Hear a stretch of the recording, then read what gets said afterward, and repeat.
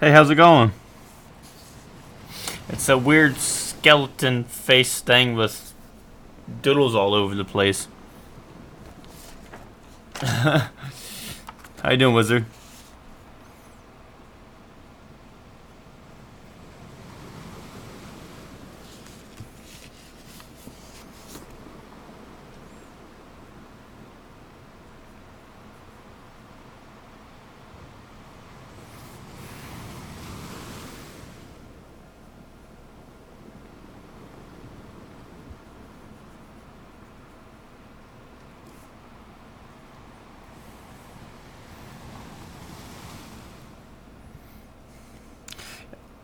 That's good. That's good to hear. I've been awake since 3 a.m. I actually did not do any drawing until like 5 minutes ago, but I got up, I went to bed at 1. I felt full of energy when I woke up at 3, like 3:30. And I thought to myself, do I just stay awake or do I go back to sleep? But I've been full of energy since, with only like 2 hours of sleep, so I don't know what's going on. But I spent my morning just drinking tea, eating, relaxing a bit, and then started drawing just now. Yeah, cup of coffee. How's the weather over there? Super hot. It's been like in the mid 90s here.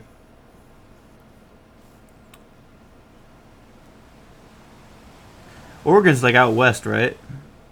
Pretty sure it is. Unless I just completely forget.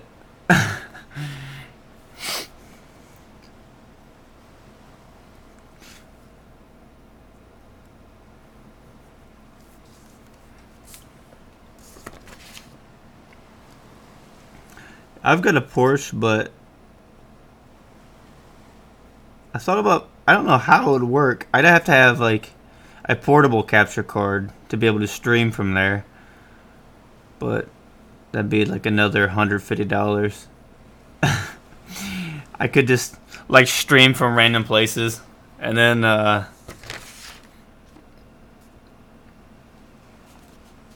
Northwest. What's it like in Oregon? I've never been there. I mean, the farthest west that I've ever been was to California. Really hot there. I mean, the weather was great, but too expensive. Is Oregon like got just a lot of crops and stuff?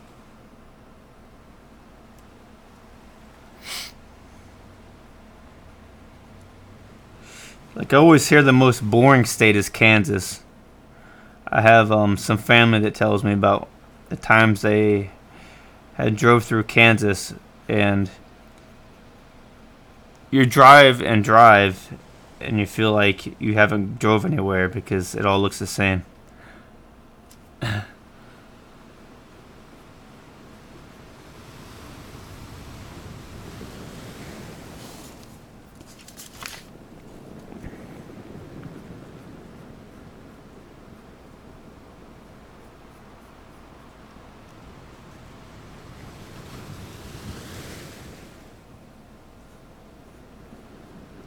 Don't they a lot of places they'll like purposely make fires happen so that it doesn't build up to where,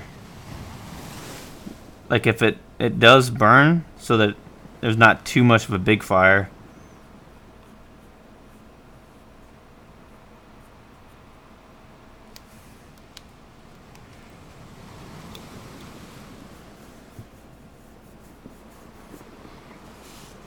It sounds like it'd be more laid back. I know that like the times I lived in like country areas, the people were more just down to earth and more chill.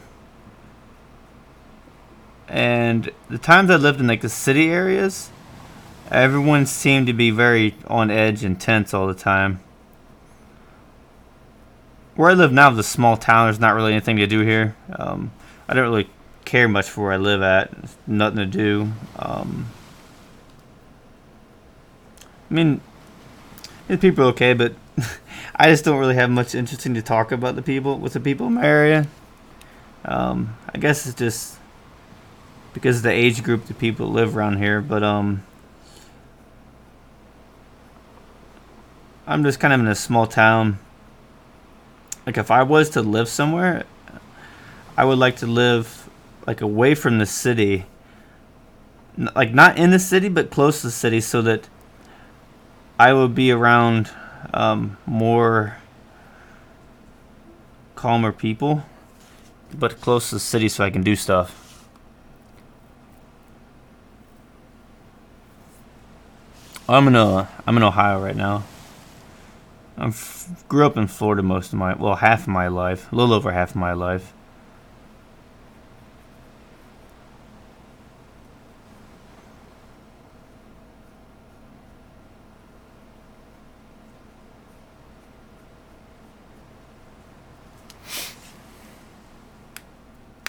Yeah. I mean, like the town I live in, I think there's maybe 10,000 people, but it's kind of spread out. And most of the people that are here, they work in other cities and stuff that are like 30-minute drive, hour drive. Yeah. I think the state that has the people that are the most diverse as far as like just doing crazy stuff would be Florida. Like anytime you hear something in the news, something crazy happens, it's in Florida. I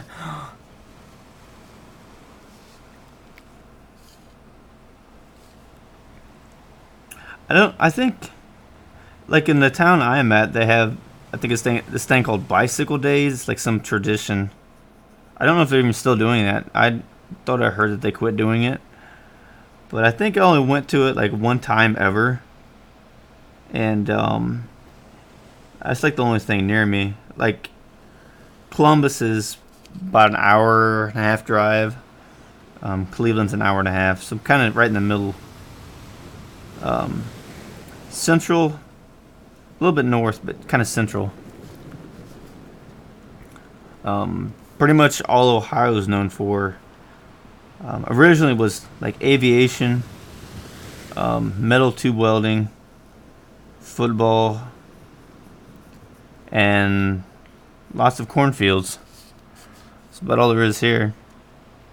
I went to Pennsylvania once.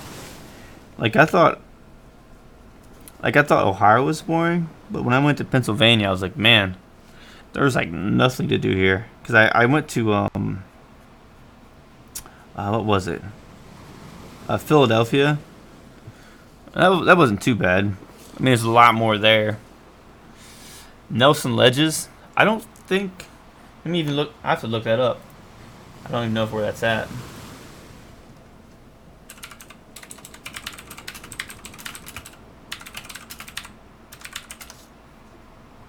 That is hour and 15 minutes from me, which would be northeast of where I'm at, which is like, looks like it's 30 minutes from Cleveland. So yeah, hour and 50 minutes.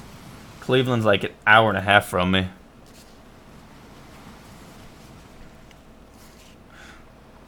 I have to check it out sometime. Maybe some of your friends that live there, give them a shout out, like, hey, let's hang out. Because I never get out anywhere. I don't really know anybody. I have like one friend. I mentioned to him about how I thought about moving because there's pretty much nothing here. But the only problem is like with work and all that situation I'm in. I've got money saved, but the problem is I'm like starting to lose more than what I'm making. But at the same time, I want to keep drawing. I've got enough to last me a while, but I really got to think about it. Because like where I'm at, there's not really a lot of jobs or anything. I mean, I've got a lot of experience in management and stuff, but the jobs that are good paying are like over an hour drive. So then the wear in my car and the cost in gas end up making the same.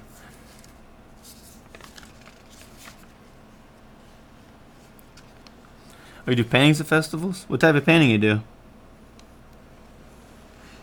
Yeah, I know, like, if you live in a city area, it's always going to be more expensive. Like, if you live in the middle of nowhere, things are a lot cheaper. But then the problem is, like, say your power goes out, because I had this problem when I lived in Florida in the middle of nowhere. The power would go out and it'd be like a day or two until we got power again, because they wouldn't send anybody out there to fix anything because there was like nobody there. Like, this one place I lived absolutely in the middle of nowhere when I lived in Florida. We didn't have power for like a week. Like, we actually had to call the city near us and be like, hey, we haven't had power. We're like, oh, because like our closest neighbor is like 5 miles away.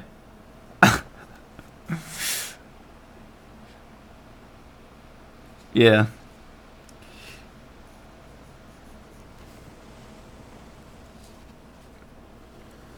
Oh, that's interesting. If you want to show me some of it, you can just email me. I haven't you can contact my email. I have it on my YouTube channel, and I don't know if I have it on Twitch or not, but you can find it under YouTube. You can email me, and I'll check out your stuff.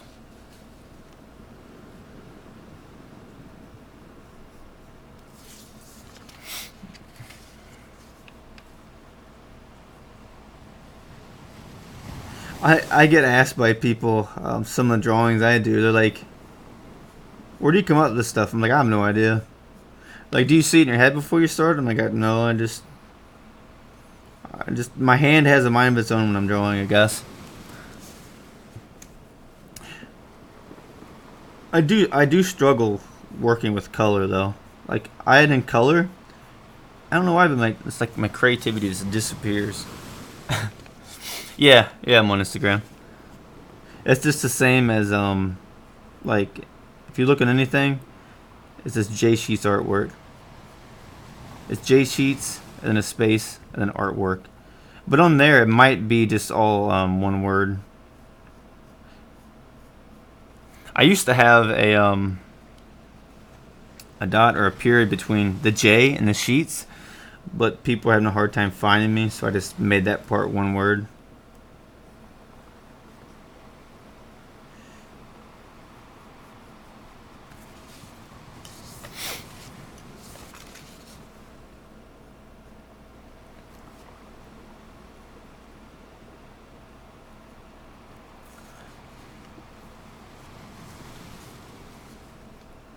Yeah. I other day, um, I made a mistake to where I pushed go live on for my stream. I thought it was streaming.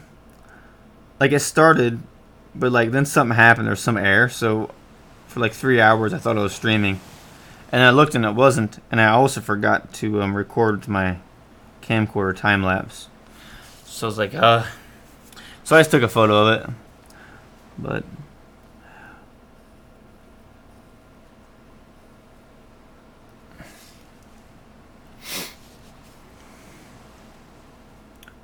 is like working with color hard for you? Or is that easier for you than working with black and white?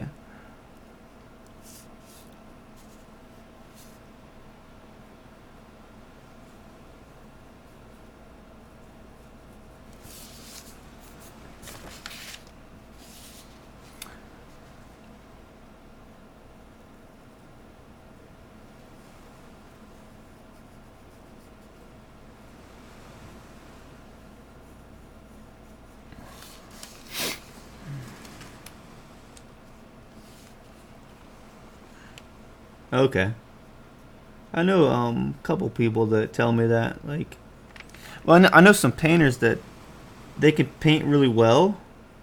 Like, they could paint like flesh tones of skin, all kinds of stuff, and then they'll try to like draw just black and white with like a pencil, and they like struggle and can barely do it. I don't know if it's like that for you. Like, how is it for you when it comes to that? Okay.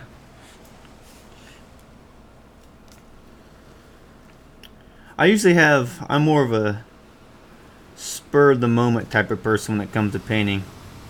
Like, I paint good is when I'm like randomly in the mood to paint good, like to paint, and I'll paint like a landscape, something abstract, or like a space theme. I'll just be sitting there and out of nowhere I'm like, I feel like painting.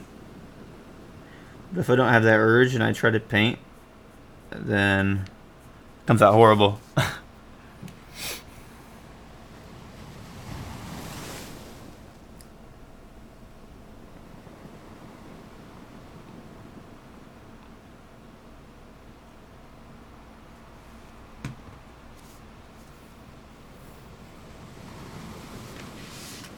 Okay.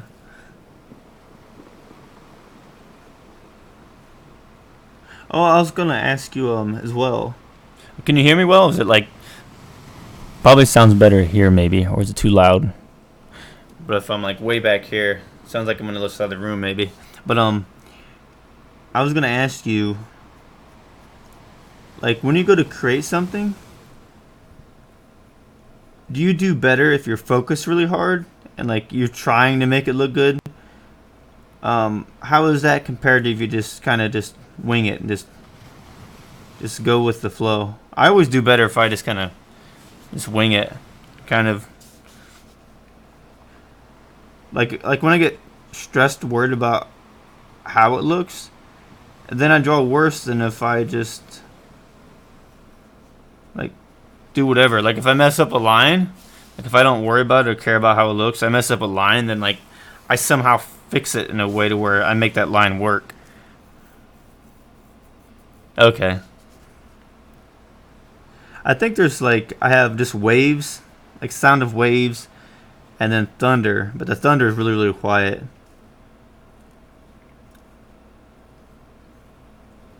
I would position the microphone closer to me, but the problem with that is the microphone would be right in my face, and I wouldn't be able to see my drawing.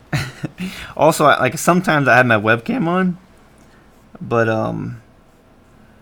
today I have psoriasis and it just randomly breaks out.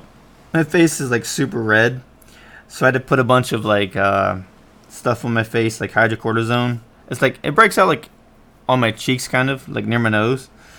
So I have that on my face. I didn't want to scare anybody. Be like, what is going on with your face? Looks like I got poison ivy, but I didn't.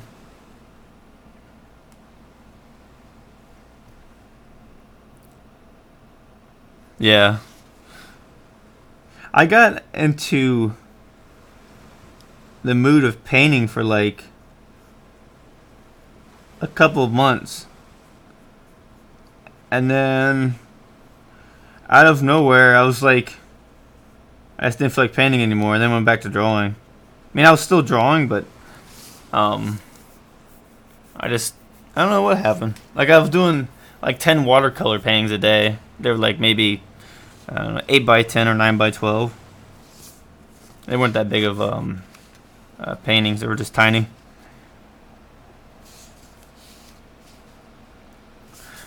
Something satisfying about using a Sharpie to fill stuff in.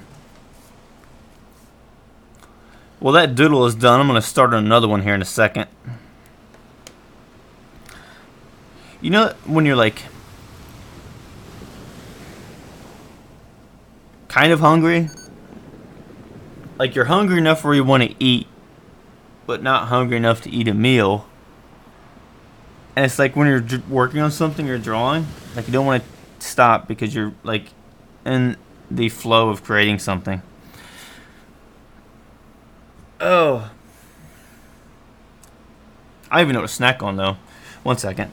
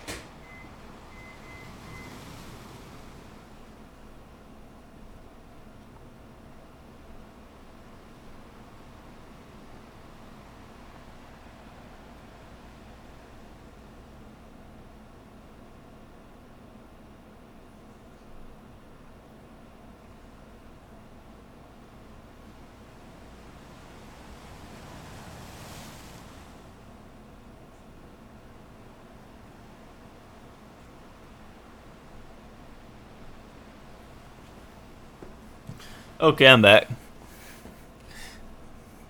I could not find any snacks that I could like eat easily.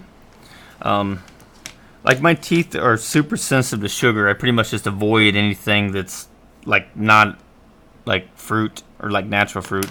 I even try to limit how much fruit I eat because I always have problems with my teeth. Like I can't even like with peanuts. They're too hard for me to chew, so I actually like take them and put them in a coffee grinder, and then I like grind them up halfway, and then I eat them.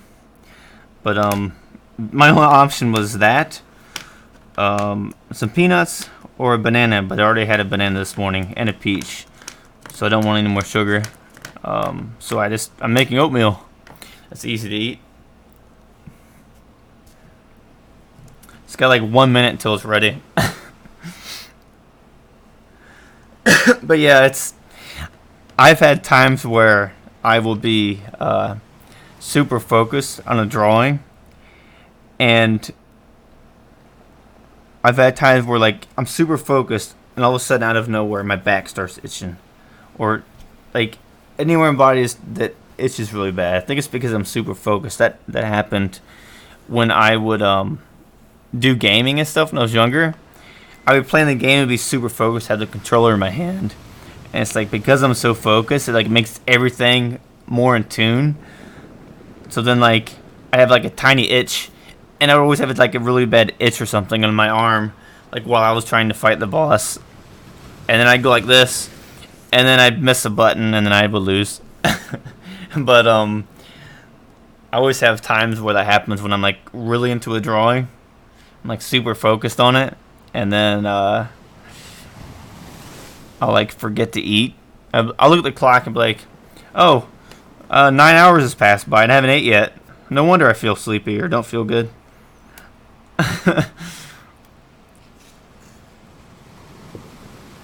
But yeah.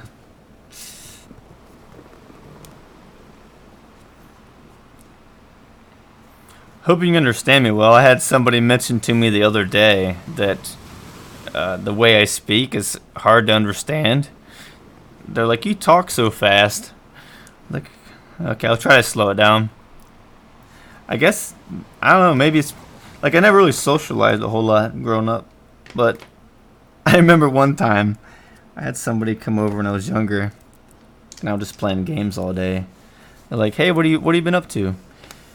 And I replied, "What if this in the house all day playing games? What have you been up to?" And they're like, "What the heck?" But I think it's because I think fast. It's hard for me to try to talk as fast as I'm thinking. But I'll be right back in a second. I'm gonna get my oatmeal. I'll be back in like 2 minutes. But well, for now, hold on a second. Here's a doodle you can look at, I guess, for the next 2 minutes. It's not done yet. I'll be right back.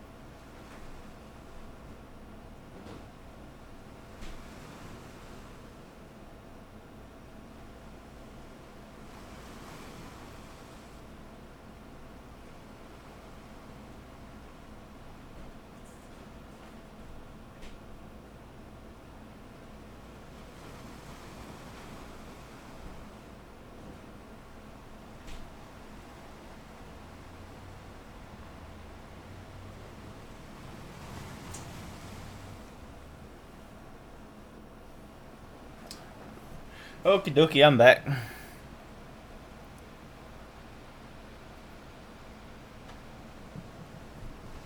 I made the mistake of using a lot of oatmeal, and then this happens with shredded wheat as well. You know how like you pour milk in a bowl of cereal for shredded wheat or oatmeal, and like as you're eating it, all the milk gets soaked up by it, and then you're like, what do I do now? So you have to add more milk. You keep adding more milk and adding more milk to the point where you have no more room in the bowl, and then things start overflowing.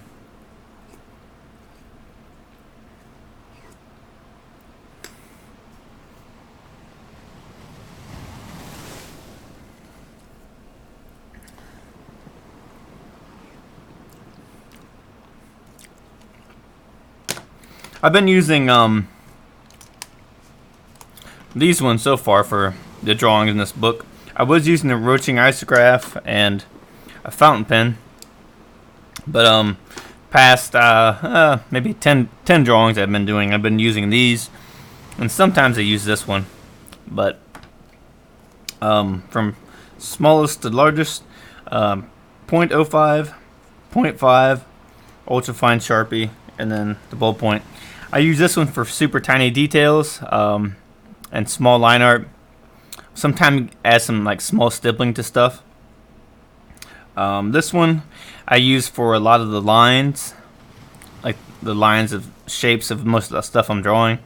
And then I use this to fill in areas that are kind of small, but I find it more efficient to use this because they're cheaper than filling in areas with this, because if I do that with these pens, I'll go through them fast. So I use the Sharpies, and this Sharpie's for filling in really large areas.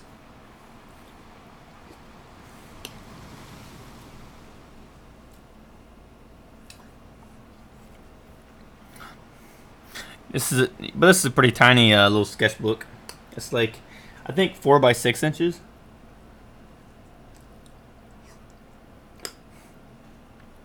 I'm like doing so many things right now. I'm replying to emails. I'm streaming. I've been cooking. I'm eating. I'm talking on here. I'm editing a video at the same time, like during breaks while I'm eating. And then I'm editing photos. Editing audio. I'm looking at histogram in my video editor. And then I'm like in the chat at the same time. Oh, thanks for follow me on here. Hosted me. How does that work as far as the hosting thing? I mean, I've done a bunch of streams on here, but I don't know how the whole hosting thing works.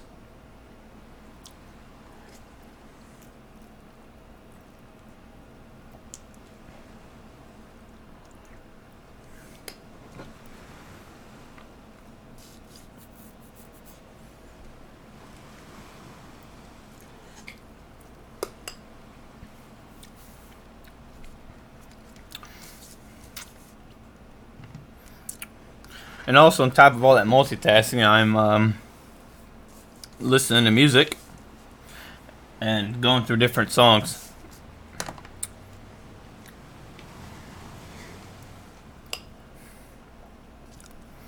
I can do all this multitasking, and then, like, if I'm at work or something, and somebody tells me more than 2 steps of things to do, I forget it. Oh, really? I didn't know that. You know, it would be pretty crazy as if,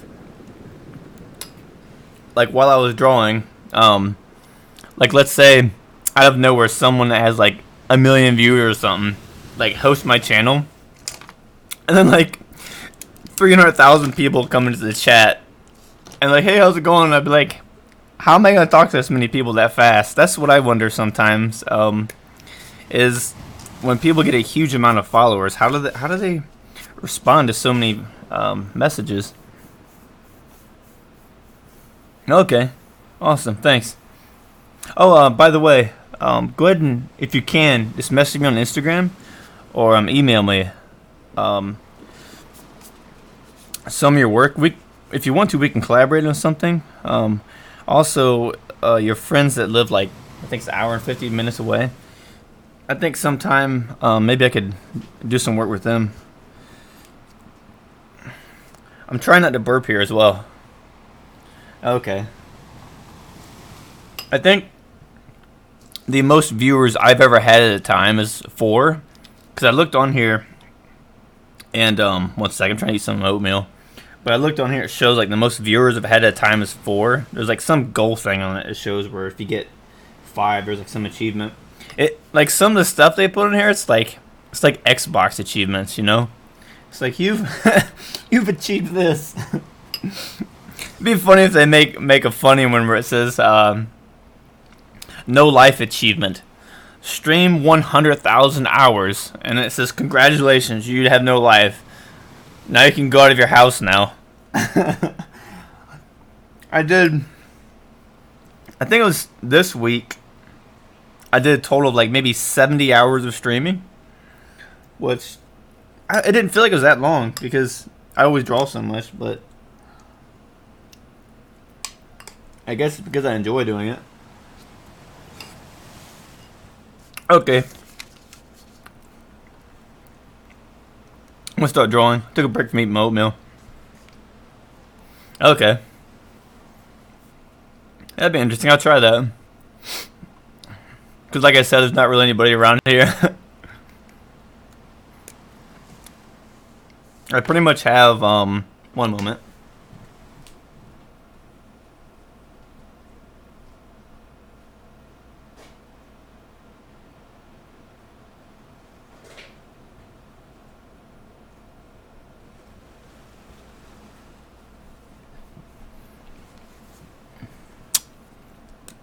Okay, I'm back.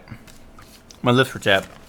I pretty much have, like, in real life, in person, like one close friend, and I see him like once or twice a year. That's pretty much all. And then, and all of my other time, I just doodle.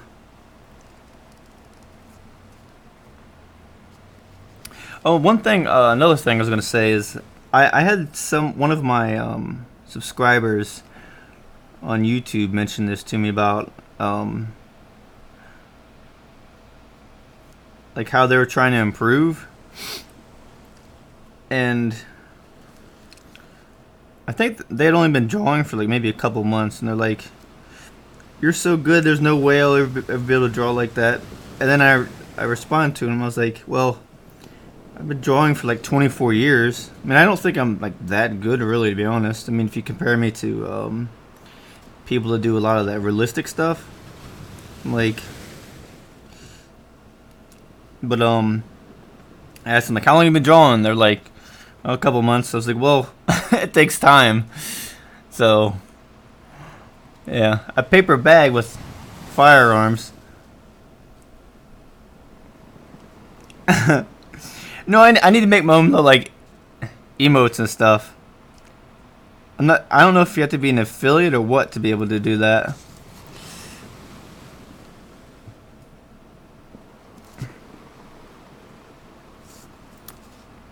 I could just like take photos with my DSLR of like a pen or me holding a pen, make it like a little tiny emotes.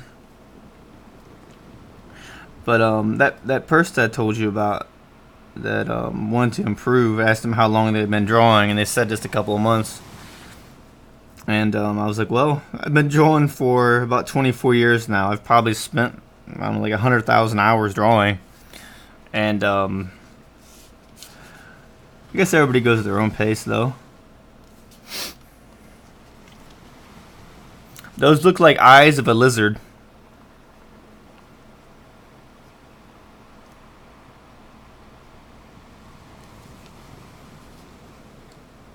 Okay. Because I was wanting to make some of them. Because I do a little bit of photography. And I mean, I haven't sent anything in like professional or nothing. I just like do a little bit of it for fun. But I'd have some photos that I would use as emotes. I see a lot of people that use funny ones. Like this one Twitch streamer, Day9. He does a bunch of gaming streaming. He's been playing like a whole bunch of card game stuff recently. And he has all these emotes of him like making funny faces. So I think what I'll do is like anytime I make a funny face or whatever in a stream, I'll just take that, turn that into an emoji. Like have different ones for different moods. Have an oatmeal emoji. I'll do that some other time when I have my webcam on.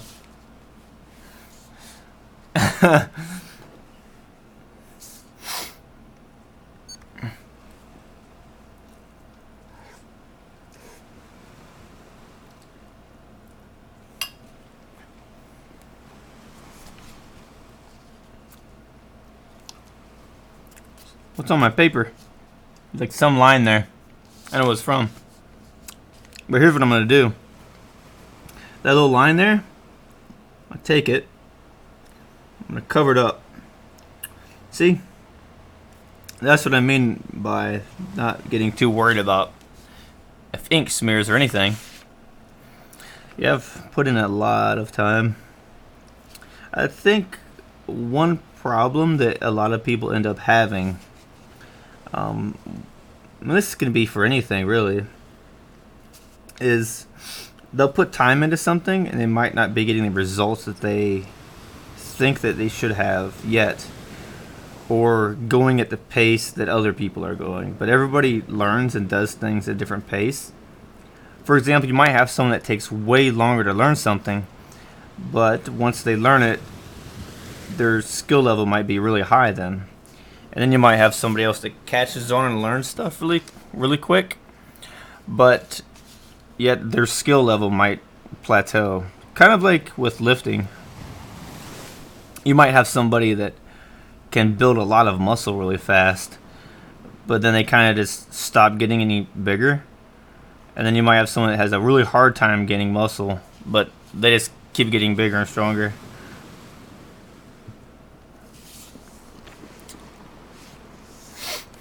I'm not sure what this is. Looks like... yeah.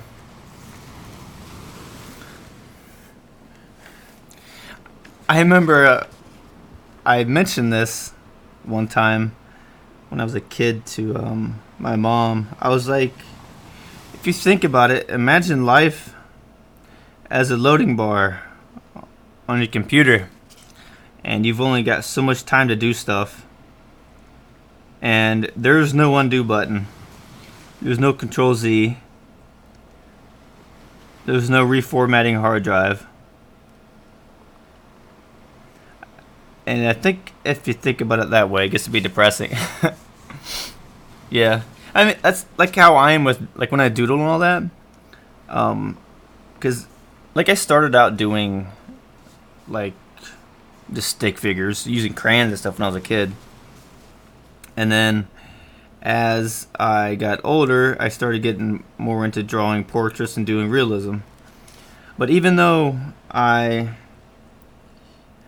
hadn't been doing much portraits and stuff, my ability to draw portraits kept improving just because I was drawing so much, because I was doing so much hand and eye coordination. I was just improving how I hold the pen, how I hold the pencil, and just doing that you're going to improve a lot. I mean, like someone can learn like how to draw anything and they could know how to draw it, but they might be holding the pen or the pencil wrong.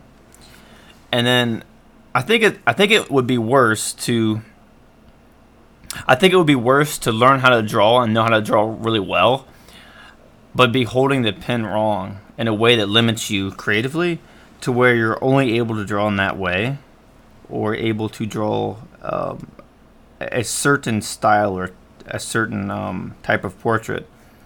I think that's worse than somebody that might not have as much talent, but yet starts off doing the basics properly. Oh, well, there'd be a lot of undos for some people. I guess there'd be a lot of undos. It reminds me when I was a kid. I was playing this racing game on Nintendo 64, and somebody mentioned to me, like, you know, you just push was the left trigger button, and it resets your car if you wreck. And I was like, wait, what? I was like, wait, that's like a cheat code, isn't it? They're like, no, you just hold the left trigger button and reset your car. And the whole time I was playing this racing game, so frustrating. I was never using that, never even knew about it. And then somebody mentioned it to me. I was like, you kidding me? This whole time, I've been so frustrated and nearly throwing my controller out of frustration. And the whole time, I could have just, I just could have pushed the left trigger button. I think it was like that with some stuff when people show me something of like working on a car, because I don't know anything about cars. Like, I know a lot about computers, but well, even if it's something with a computer, like, I know a lot about them, and then I'll learn something from somebody else, and I'll be like, oh, did you know you could do this? I'm like, wait, what? Like, I've been working with computers and stuff my entire life, and you're telling me that you can do this. They're like, yeah. I'm like, do you have any idea how many hours I've put into this? Yeah, I needed that for when I found out some stuff with video editing, that, like, I use DaVinci Resolve for video editing, and I found out that, like, there's, like, if I hold Control A or Control B, Control Z or Control S, Control Shift Z or Control S, it all does the different functions of saving, undoing, deleting clip, changing from the selection tool to the razor tool, which is for like splicing stuff in video, and that you could also use it to like slide video over previous videos so you don't have to split it up and everything. And with that same function, you can turn like two clips that are separated or cut into one compound clip, so that you can then edit that video as one, so that if you're applying a LUT to it, or you're applying a color grading, it does it to it as if it's one video, so you don't got to do like two separate files. I found that out, and I was like, I've spent like 10,000 hours with video editing, and I just realized this. I'm thinking to myself, I wish I had the Control Z or undo button a long time ago. I was thinking to myself, you know how many videos that faster I could have gotten editing this stuff if I'd known that sooner? Are you kidding me? That stuff like that happens all the time. Yeah. Speaking of that, my one YouTube video uploaded today, it's like 8 minutes long, completely random. There's no talking in it, but it just shows me making tea and coffee, and then like doing a short little drawing. And the drawing was from one of my streams, because I record my drawings from my streams as a time lapse on my camcorder while I'm streaming. And so anyways, my voice cracked, oatmeal in my throat. But during the video, I was also like cleaning my rotring isograph pen and whatnot. I'm trying to remember where I was going to with this story. Hold on a second. I had too many thoughts going on at once. Oh, I remember. My point was, like in the video, I open my drawer, and all I have is 1 spoon, 1 fork, and 1 butter knife. But I got tired of doing so many dishes that I hid all of my silverware and most of my cups. I now only have 1 spoon, 1 fork, 1 butter knife, and 1 bowl, and 1 cup, and 1 plate. Just one of each thing, and I just hid everything else to save time so that I could draw more. And then I bought paper plates. And so what I do is, if I'm super busy, I just use the paper plates, because if you think about it, the time I spend washing dishes, if I add that up in a month, it comes to like 4 hours or something, right? But the cost in paper plates is like $2. So I would say after tax, that's 4 hours. So like, I don't know, 30 to 40 bucks of work hours, whereas I can just spend $2 on paper plates and save time. And it actually also makes my water bill slightly cheaper. So I'm saving money and I'm saving time. I just need an all-in-one system where my bed and everything is a computer chair. Oh, my bed's actually just right across from me. I actually moved my bed from my bedroom, and I turned my living room into a bedroom and a living room and a work area. And it's right beside my kitchen, so it's faster to get up and get food. And I also noticed that I've been waking up earlier because I put my bed in the same area as my work area. And like, as soon as I did that, ever since then, like a month ago, I don't even need to set my alarm.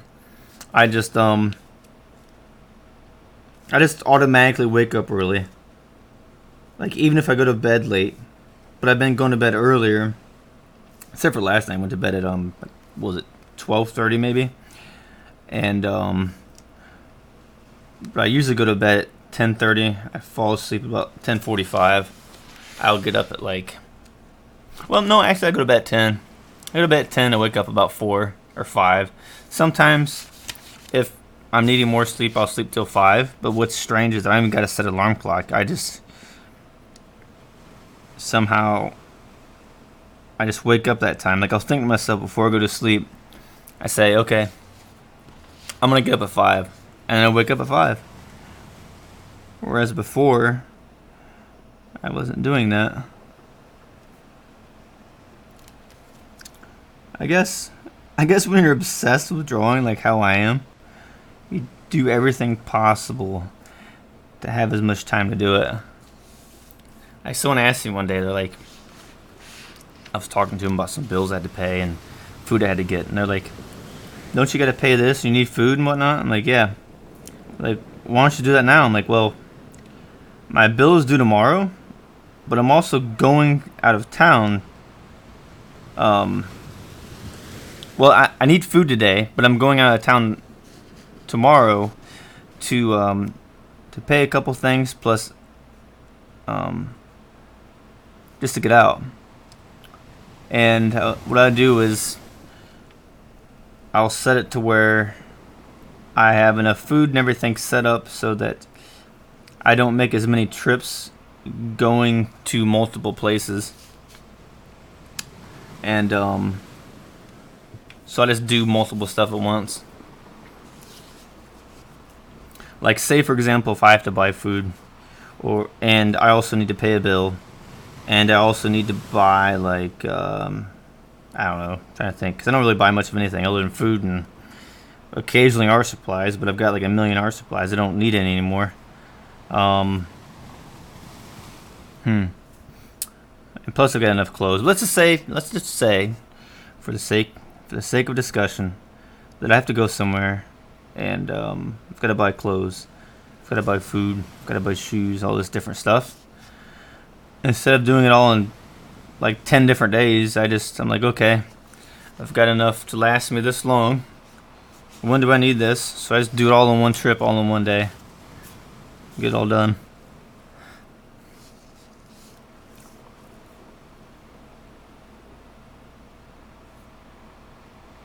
I'm like that with how I have my art supply set up. I have it organized to where the things that I use the most often are easiest to access, and the stuff I never use I can access, but it's behind the stuff I use all the time. But if I want to get myself to creating things that are different or using paint more, I'll purposely set the paint out to where it's just like really close to me, so that if I'm in the moment out of nowhere where I have an idea of something I want to paint, then I can paint it. I'm trying to think what I want to make here. I think I'm gonna make a circle. Don't know why. I don't know what that is. Maybe it's a moon. Maybe it's a big orange.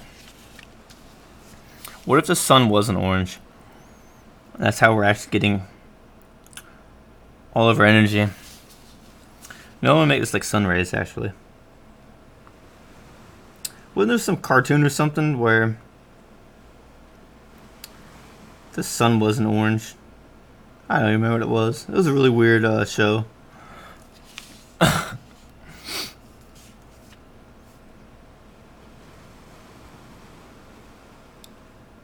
I guess I'm kind of a minimalist, but I mean I do have some stuff that I don't use that much. But at the same time, I'm pretty frugal, so I don't really buy anything unless I absolutely need it. And so most of what I have is from a long time ago that I've always just kept. Like a couple of chairs I have, my kitchen table, stuff like that. So that when I move, I don't gotta rebuy all this stuff. Sometimes people tell me, why don't you get rid of this? I'm like, well, I thought I'd never need it, but I ended up like actually needing it now. But if it's something that I just absolutely never use and I know I won't, I just throw it away. Like I do pretty much a complete cleaning of everything in my apartment twice a year, every 6 months. And I take clothes, pretty much anything that I have, I put them in 3 separate piles. I'm like, okay, do I need this? I might need this, and I absolutely don't need this. And I like separate them. And the stuff that I might need, put in a pile. Stuff I absolutely don't need, put in another one. And then I just do it that way. You know when you're doing a drawing and you've got like so many little lines packed everywhere, you don't know what to add next. I think I'm at that point. I think I'm gonna draw like squiggly stuff in between everything because the last one I just filled it in. But anyways, as I was saying, kind of rambling on here. But I try to make myself have enough space for things. Yeah, I would say I'm pretty organized. Like, it's like organized chaos, really, because I'm like obsessed with having things organized, but I'm like also obsessed with drawing. And so the problem is that I get really into drawing and then I don't clean for a long time. And then I end up having a messy apartment. And like, wait, I thought this was clean yesterday. Then I look at the calendar and I'm like, oh, 2 weeks has gone by. And then I've had other times where something happens. Like, oh, that was like 3 months ago. Then you're like, oh, that was 3 days ago. I guess sometimes you just lose track of time. One thing I am randomly good at, though, is like actually telling time. Like if somebody asks me, what time is it right now?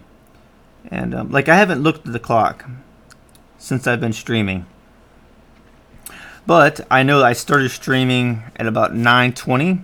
I'm going to guess it's about 9:53 right now, and I was 1 minute off. I don't know how I do that, but not that I can prove that I was able to do that because I have my camera on, plus my computer's right here. But I'm usually just randomly good at guessing time. But if you were to ask me directions to go somewhere, I'd be like, I don't know. I have no idea. Like the times that different jobs I've had when we would get a delivery, and the truck driver would be asking for directions and stuff. I'm like, I have no idea. He's like, how long you lived here? I'm like, because they would assume that I've been living there for only maybe a couple of months or a week or something. And I'm like, oh, well, I've lived here for... Actually, let me think, how long has it been since I lived here? Let's see, I moved here in 2006.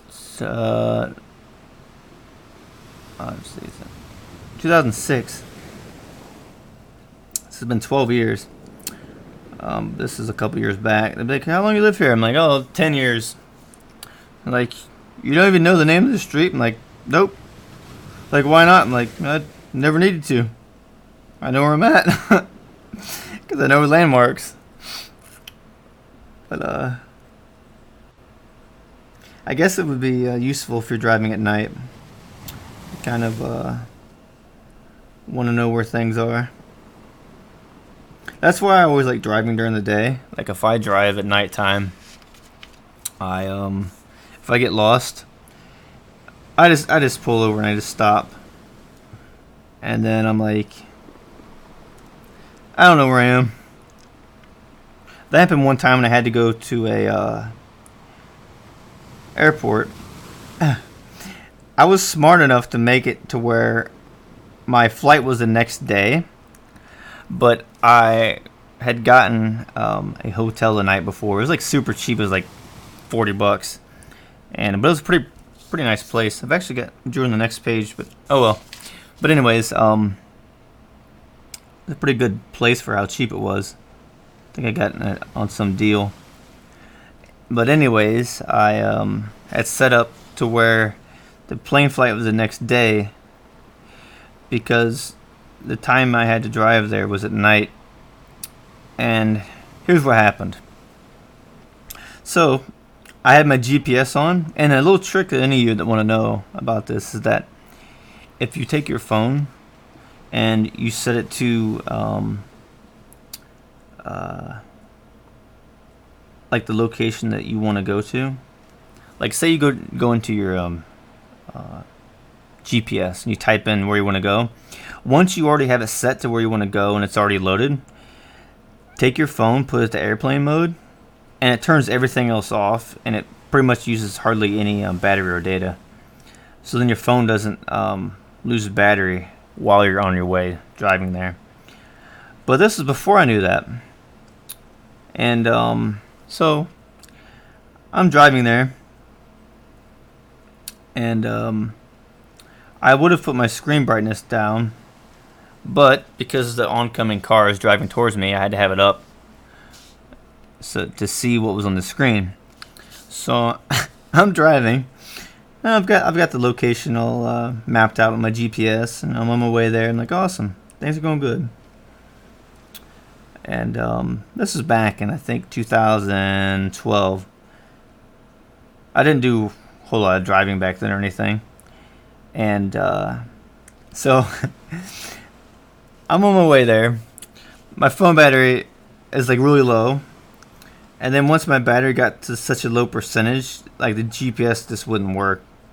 It would just say, like once my phone got to 5%, it just wouldn't work.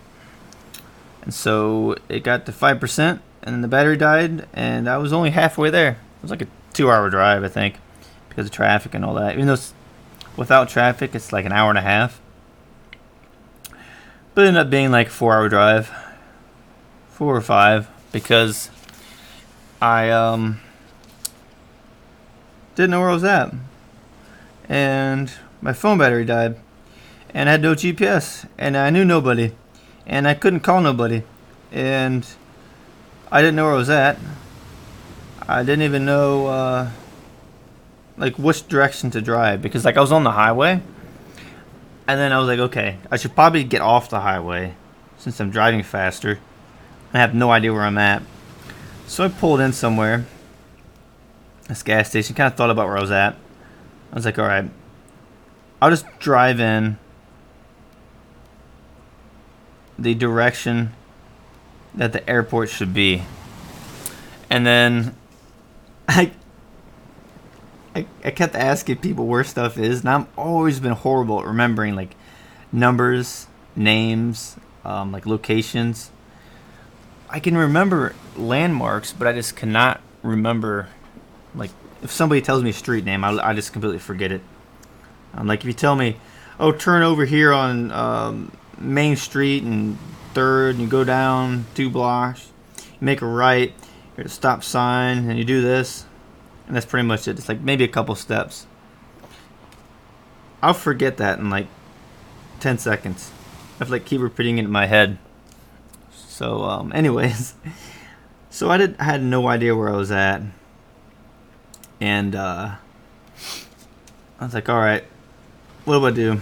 I don't know anybody, no idea where I'm at, and like the neighborhood I was in, I was kind of concerned. I was like, I don't think I want to get out of my car. And so then I was like, okay, what should I do? So I sat there, thought about it, and I was like, okay, hotels in this direction. And as I said, I just started driving that direction. And then I kept driving and driving, and everything started looking more remote. And then I realized, okay, I went from a city, kind of a city area, but I'm driving in the same direction. Like, I thought to myself, okay, the sun was setting over here, and so as long as I drive in that direction, I should be getting over where I'm at.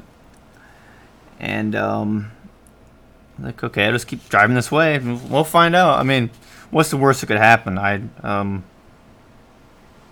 get lost and have to use a toll booth. But the problem is, they kind of got rid of toll booths and stuff like that, like back in the 90s, wasn't it? Like, I think the last time I actually saw a toll booth anywhere. Is that the proper word? Saw? Seen? I sound like I'm from the South again, but anyways, I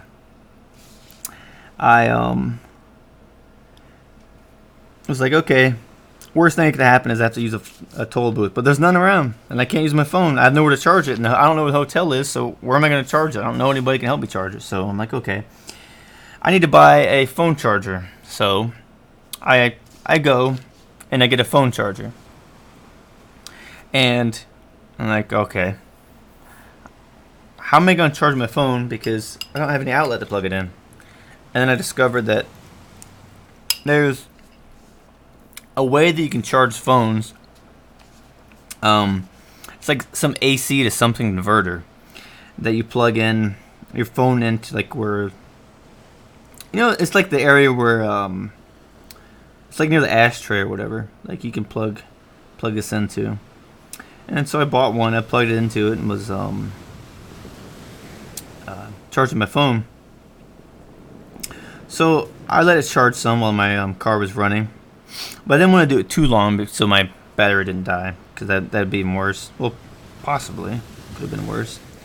So I was charging my phone, but the problem was then, as I got it charged, I could not get a signal, because I was in the middle of nowhere. There was no phone towers anywhere to where I could use GPS to know where I'm at. So like, fine, you know what I'll do?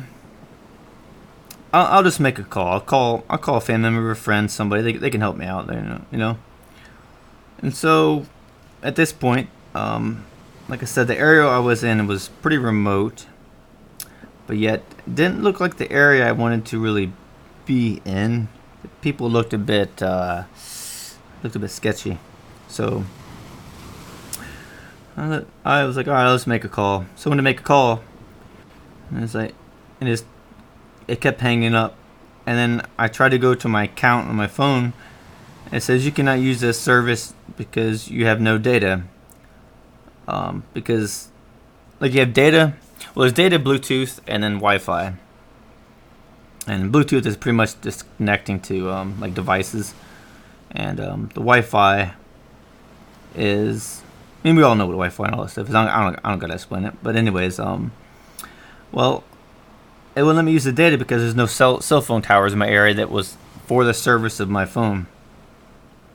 And so I was like, all right, maybe I can get Wi-Fi. But then I'm like, wait, there's like nothing around here. How am I going to get Wi-Fi? There's like nothing around here. I don't know where I'm at. I can't use my GPS to find where I'm at because I don't have mobile data. And I tried to call somebody and it would not work. I was like, wait, I thought you could still call people even if you didn't have like mobile data, but apparently it wouldn't let me. I'm not sure if things have changed since then or what, but it wasn't working. And so then at that point it was like 2 in the morning, and oh yeah, this is kind of a random story, by the way, Wizard. And so I kept driving around. I kept asking random people where stuff was, and somehow I ended back up on the highway. But this was over an hour back where I started driving. So this is like 6 or 7 hours later, okay? And I should have already been at the airport, or not the airport, the hotel, in about 2 hours. But about 7 hours later here, I'm still driving around trying to find where I'm at. And then I end up on the highway.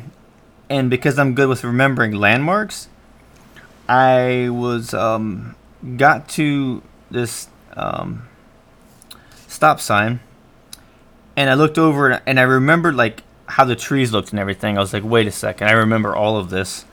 And I looked at the sign, and then it said Columbus Airport, and it showed, I don't know how many miles it was, but it was many miles away. And I was like, okay, did I really just spend at this point I think it was like 8 hours then, because I had to drive back over an hour. So I was like, okay, I've been riding around for like 8 hours trying to find this road, and I'm like, okay, now I'm back at the very beginning. I've got to start all over again. And then I thought to myself, okay, well, I kind of know where I'm at. Like I knew where I had started at, but I didn't know how to get back home from where I was at. I didn't know road names, nothing. I was quite a bit younger. This is 2012. I was 22. And so I was like, all right, I'll just continue driving back to where I was, and let's hope I don't make the wrong turn again. So I turned my phone on. I turned the mobile data on. It finally works again.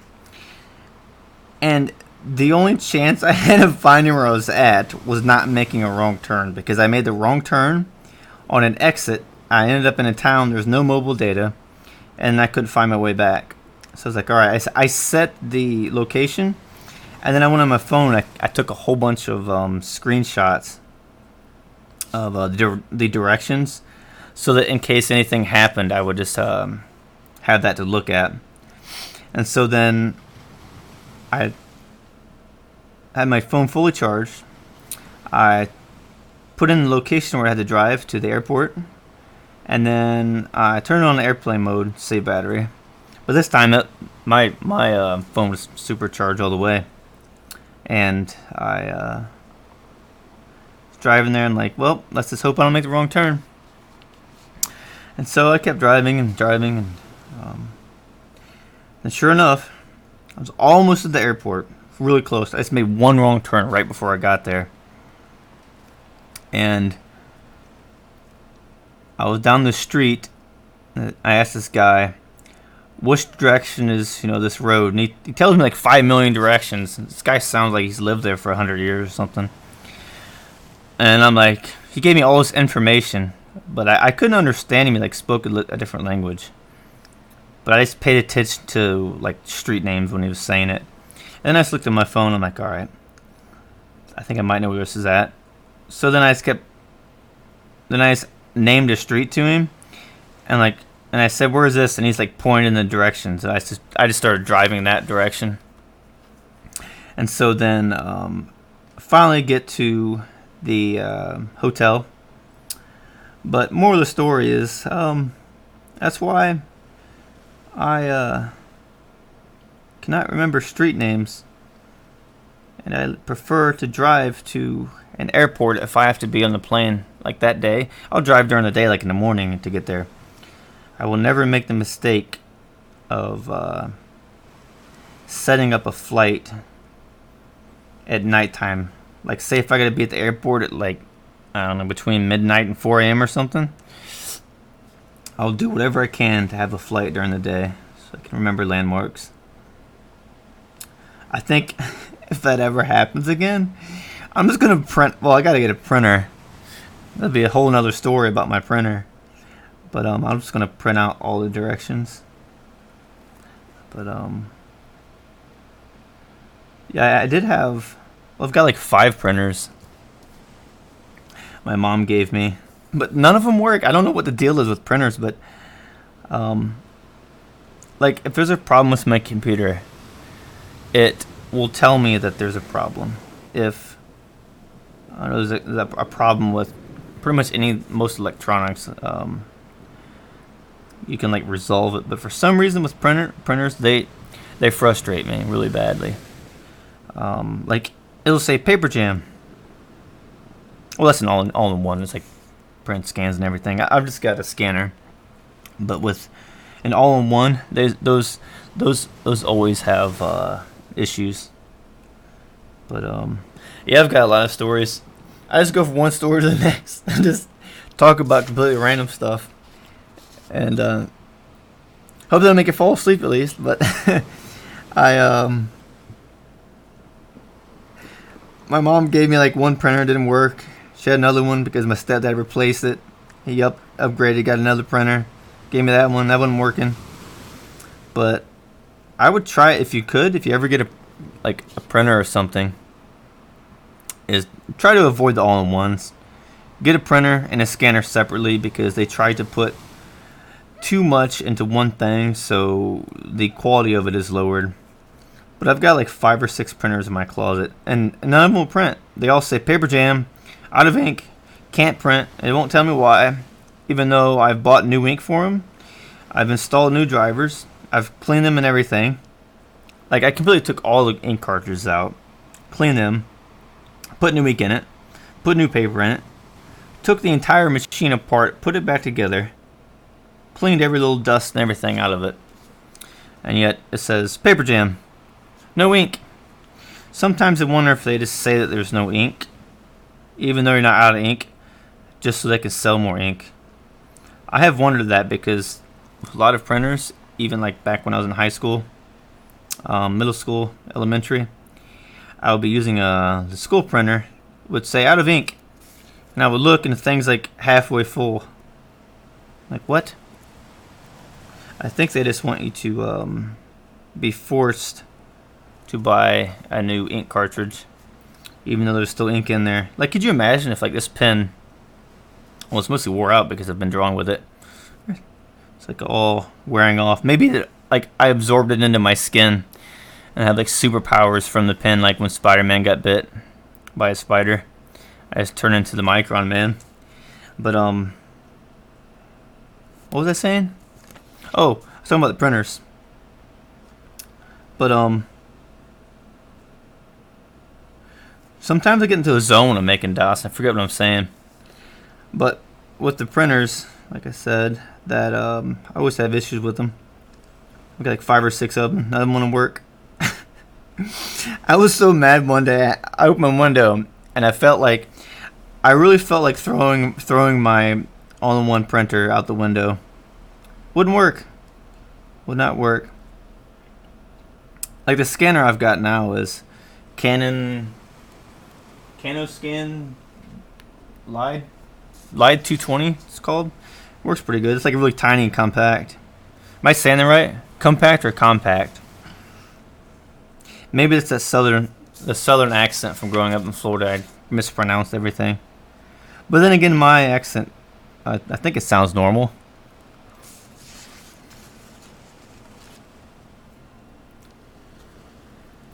Yeah, it should have a left trigger button for all printers. Just a reset button, just like the controllers. It needs a reset button. There should be a reset button for everything. Like, you know, on computers, if there's a problem and you're just so frustrated with it, you're like, you know what? I'm wiping the hard drive out. Just delete everything in the computer. That'll resolve it. Just delete everything.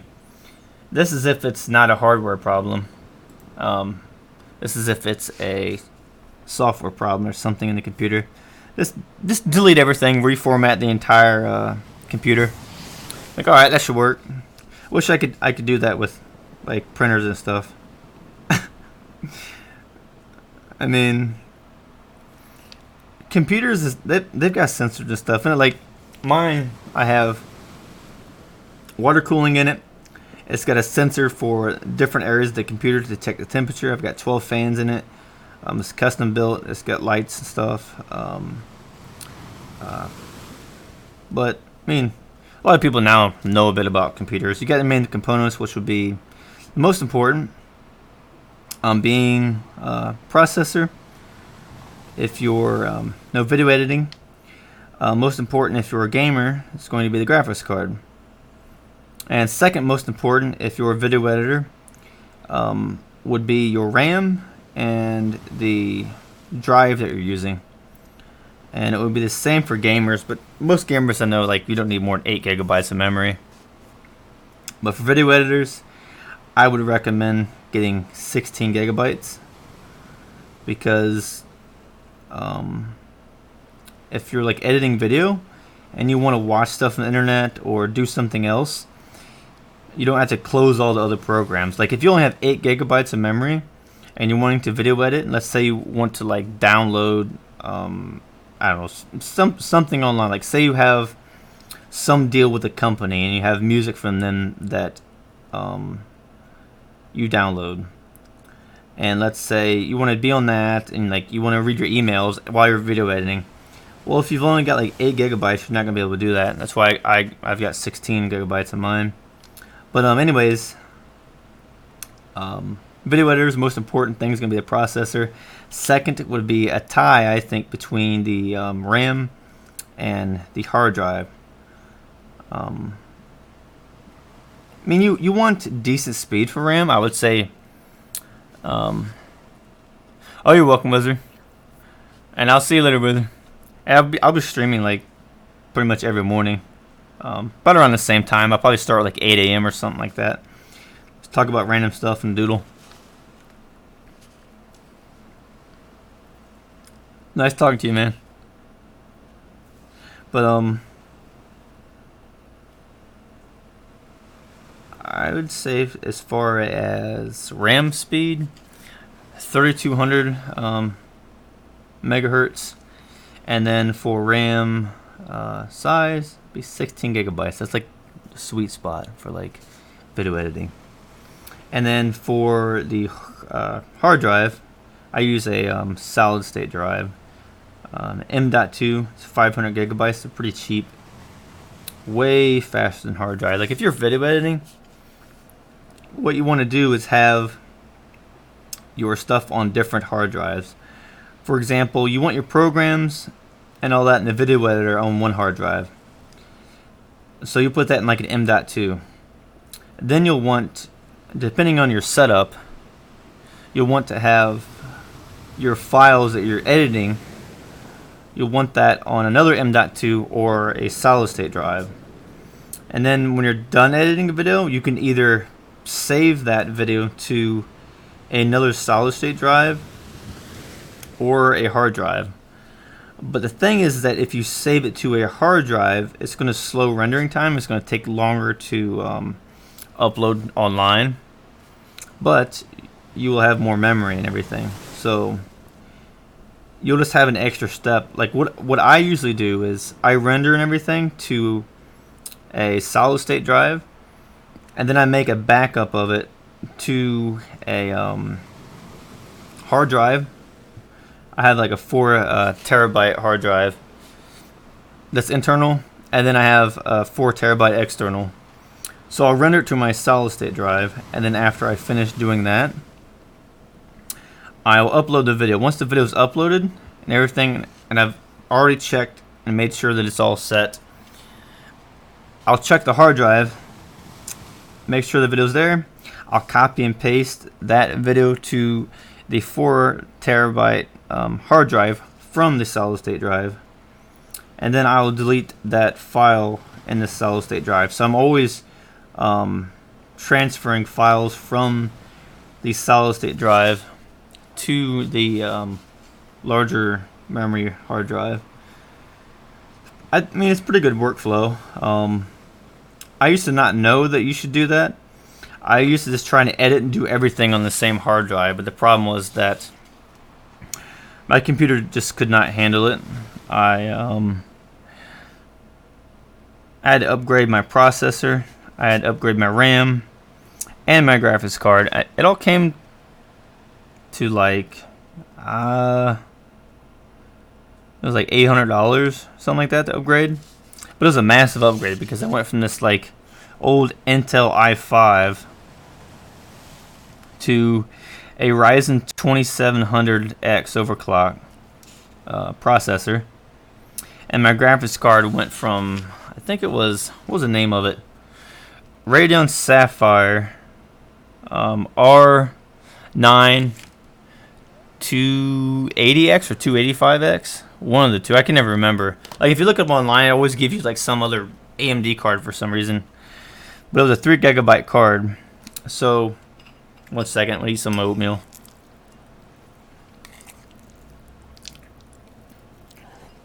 But anyways, I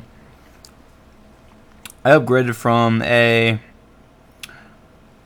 3 I didn't say terabyte, did I? Gigabyte. That'd be a massive card. 3 terabyte graphics card. That'd be insane. But I'm with a 3 gigabyte card, and upgraded to a 8 gigabyte AMD card. It was the RX 590 overclocked edition, 8 gigabytes. So way more speed, way more memory, and works really good. Like, I thought to myself, okay, this should be enough for video editing, I hope, because I looked at reviews and stuff that it recommends that I would need, and the computer that I had at the time I originally built back in 2014 when I was doing a bit of gaming. And so the computer, I mean, the i5, there was only 4 cores. It was just way too slow for video editing. The program would just crash. I was using DaVinci Resolve. I tried using other programs. It wasn't a program, it was my computer. So upgraded all that. It works great. And then when I went into my task manager, that's why I mentioned about having enough RAM and space, speed, and everything. You want a little bit more than it's just like whatever you need. Just get a tiny bit more than that, just in case, like in the future, when you have to upgrade or 1 second. I had to reply to an email. Like, say if you have to upgrade something, or whatever you're using requires more processing power, then you don't have to worry about that, and then you've already got things to where it's fast enough. Sorry for the slow talking right now. We're replying to like 10 things at once. But anyways, I'm back.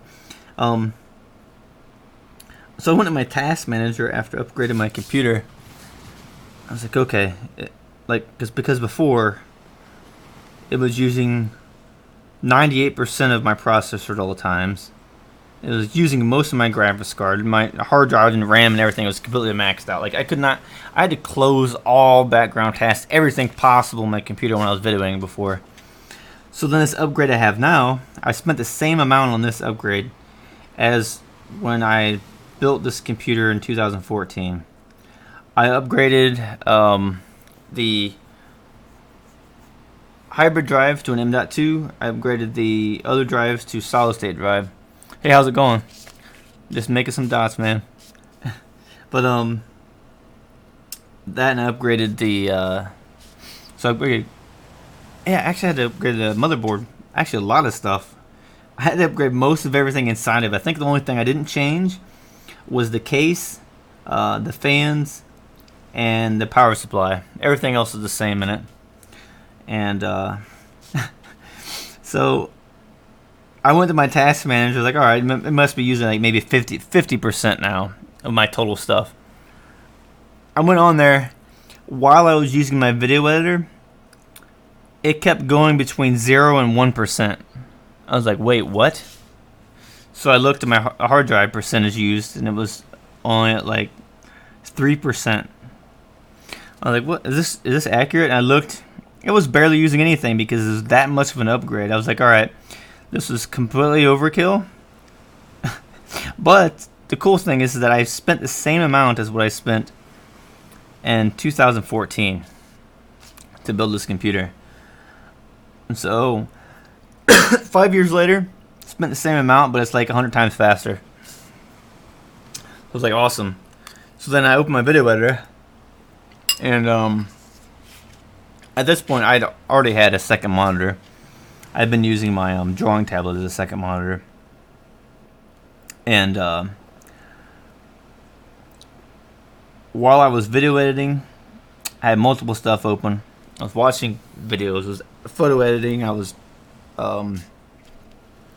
editing a couple videos, responding to emails, had like 30 different tabs open, listening to music and everything.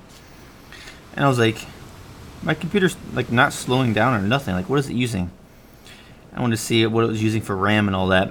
So I went into the task manager, went into the system settings, and my computer was like like it was not using any more than 5% of the CPU.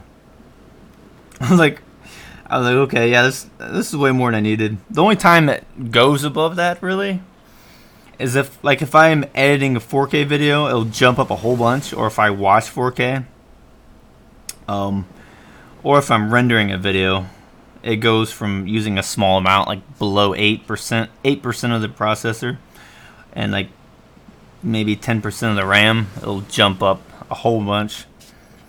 But it usually just goes, I would say it goes to 100%. But it renders, like before it would render maybe 10 frames per second maximum. Now it starts rendering in like 348 frames per second. It was the first time I edited a video and I had to render it to YouTube. It rendered this entire 5-minute video in just a couple seconds. It just like went straight across. I was like, what the? And I was like, awesome. Saved me a lot of time.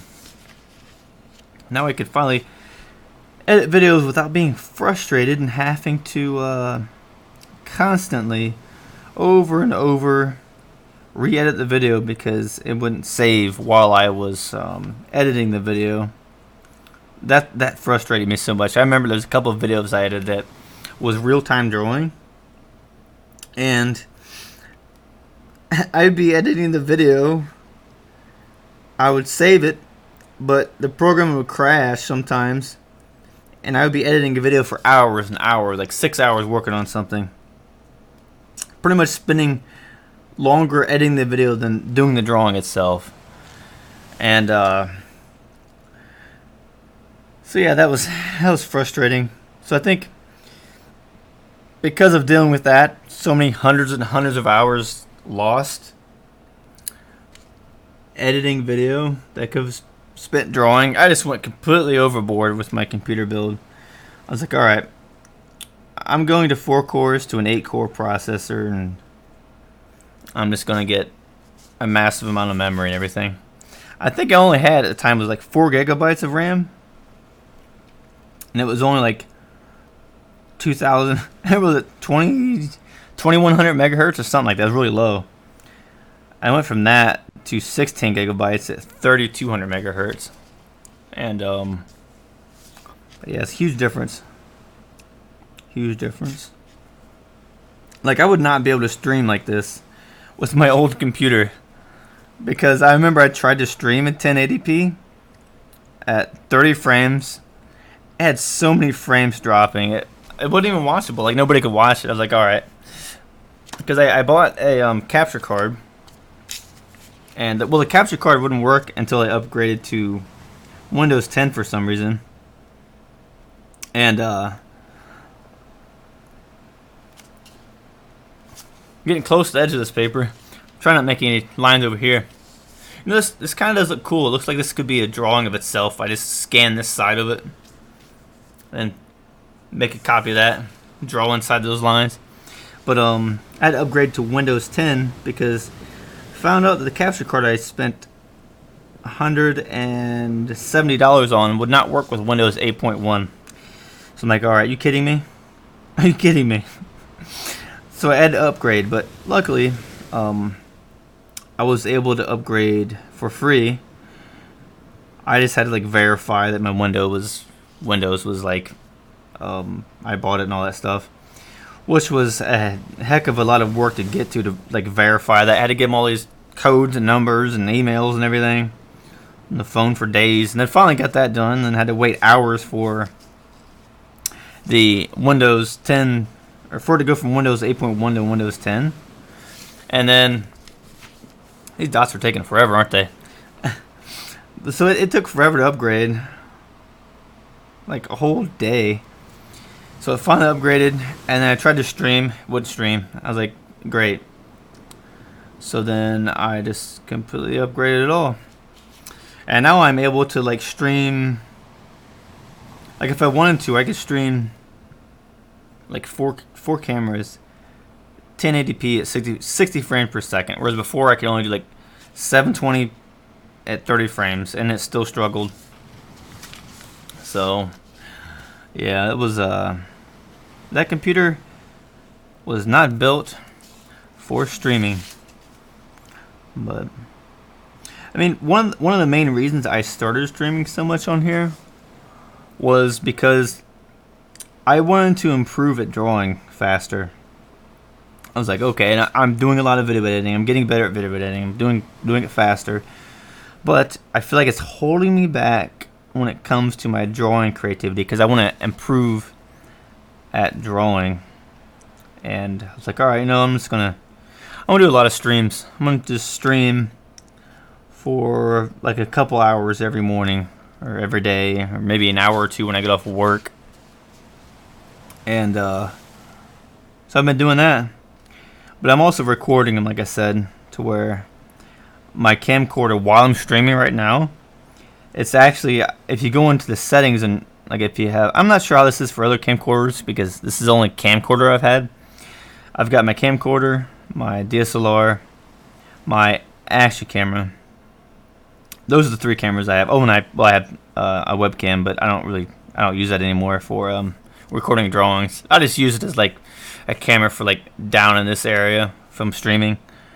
But and the camcorder, I can set the time lapse, so it has a separate file that's a time lapse file, and it will do that while I'm streaming. But I can only do it at 30 frames per second. I can't do it 60 frames per second. It won't let me stream and do that. That's something in the camera, but it gives me 2 files rather than having to like download this from my Twitch or YouTube account, and then it's like a massive file. It's like hours and hours long. But instead, I will just have a shorter MOV file that I can then import into my video editor, and then use that to edit, which is a lot easier. Because even as fast as my computer is, sometimes like when you get a file that long, it's just, you've got to take it. It takes up a lot of memory, Then you've got to like optimize the media in the video editor. And then once you've done that, then you have to time lapse it in the video editor, which consumes more memory and stuff. So it just kind of gets a bit annoying. Not only that, but you gotta like let it download. You gotta wait for the download, which is dependent on your internet speed. My internet's fast, but it's when I've got like a video that's like 8 hours long. I import that into my video editor. It takes a little bit of time for it to load up, but yeah, it just gives me. It's a smaller file. It's easier to work with because sometimes I'll have to take a file like that and send it to my phone because I do upload those videos to different sites. Like I might use it on Instagram or something. And if I've got like an 8-hour video, I can't send that to my phone, download it. It's not even gonna work. That's like a bigger file than what my phone can hold. Just about. I mean, I could do it, but I have to delete everything off my phone to be able to do that. But then it's like, okay, how long is it gonna take to upload this through my Wi-Fi? I gotta upload online. Plus, there's time limits to how large a file is or how long a file is when you upload online. Just like there's a limit to the resolution size for thumbnails. And if I send that to my phone, it's 8 hours long. It's just going to tell me file is too large. You cannot upload this. I'm like, oh great. So yeah, that's why I do that. I know it's kind of a long explanation, but I guess having longer explanations is better because it answers more questions that way. So then if anybody has a question, I'm like, oh, you already answered it. But then again, I'm just rambling on. I'm just rambling about. This kind of looks like waffles in a way. Like, imagine you're cooking waffles on a skillet, and like it spreads out. It's like cooked in the sides. It's kind of, well, if you don't look at this, this looks kind of like a pretzel, kind of. Unless I'm just imagining things. Speaking of imagining things, like what would you do if you won like the lottery and my oatmeal's still here. I haven't even ate it all. Hold on. I'll be back in like 5 seconds. 1, 2, 3, 4. Okay, I'm back. Hopefully I don't get hiccups from eating that fast, but I already forget what I was talking about. I must have the memory of a goldfish. What was I talking about? Oh, okay. I remember. About the waffles and all that. Did I forget again already? I'm not that old. What is going on with me? Maybe I need to eat waffles. Maybe that's the secret to life. Oh, I remember what I was saying. I was talking about winning the lottery. Because I had another idea, and I was like, what if? I was like, oh yeah, I remember now.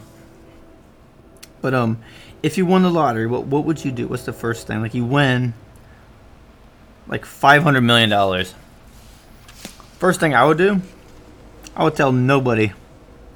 I would just act like my normal self, because if you win the lottery, you get like $500 million. Then like some people are gonna pretend to be your friend.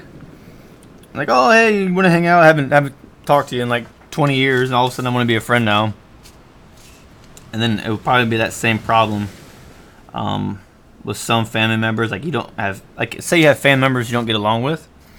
They're like, oh hey, we want to hang out and this and that, and they're just like wanting money from you.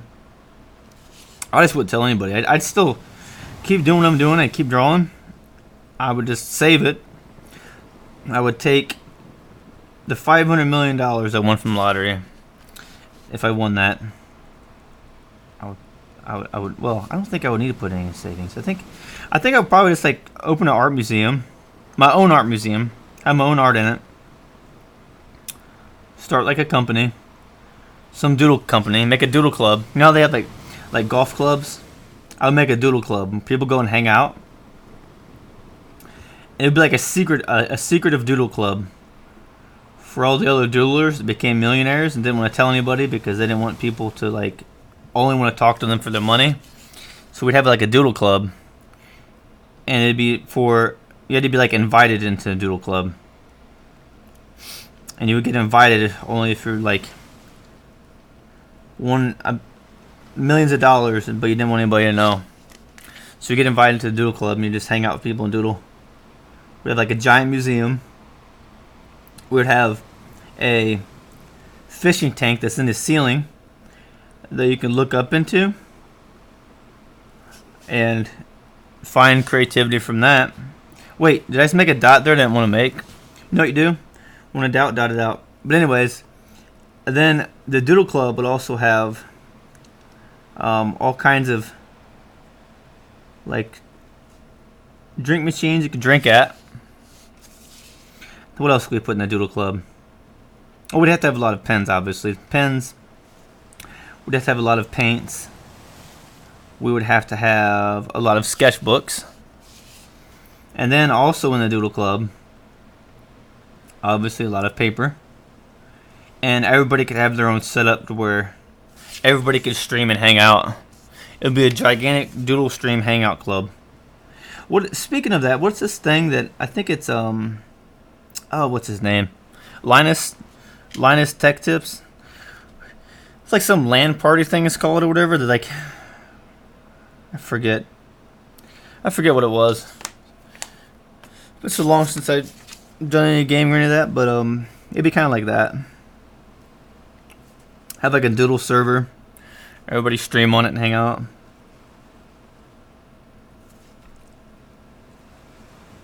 You know, I had somebody ask me, they're like, what do you want for your birthday? And I was like, well, I try to explain it to them. They're like, what do you want for your birthday? And I explained it. I'm like, yeah, I want a, what was it called? It's an art lens.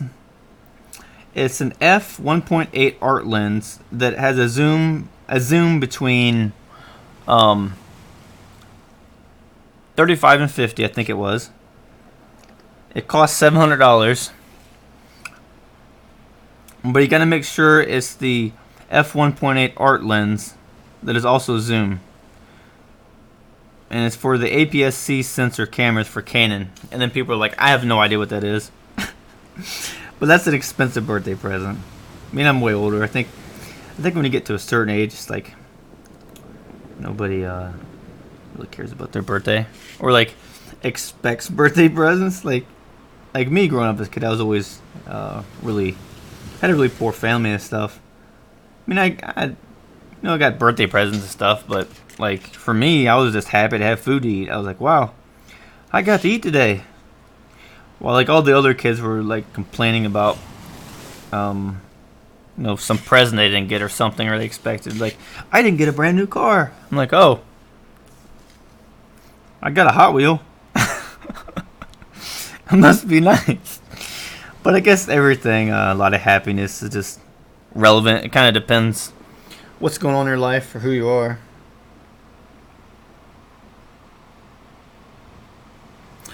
I'm back. I had to reply to email for a second, but I guess it just depends on your situation. Like, you can be going through something bad, and like to someone else, what you're going through is like nothing compared to what they have to deal with. So I think that's why you have to try to be grateful for what you have, and realize it can always be worse. Oh, thanks. Oh, I'll show you my other doodle I did today. For all of you that wanted to see it. Hold on a second. And how do I say your name? Laetitia Des. Probably said that completely wrong, didn't I? But this is a doodle I did yesterday, and I finished it this morning earlier before the stream. Or, well, during the stream, but earlier in the stream. This is all time-lapse, so I have to edit that part out of the video. But, this is my little tiny sketchbook. Your name sounds like it would be French. Alrighty. I'll see you around. Stop by sometime. Hang out with us. Okay. Thank you. I'll always be here doodling, making lines. And you're always welcome to join in the Doodle Club. Oh, by the way, anybody there, if you have any drawing suggestions, go ahead and let me know. I can make it in like my next video. So if you or anybody else has a suggestion for a drawing, I'm writing them down, and I'm doing drawings specifically for anybody that is a follower or anything. So if you want a drawing, just let me know in the chat, and I'll write it down. And I can start on it when I got time. I'll start doodling then. But I think sometimes I'm like multitasking too much at once.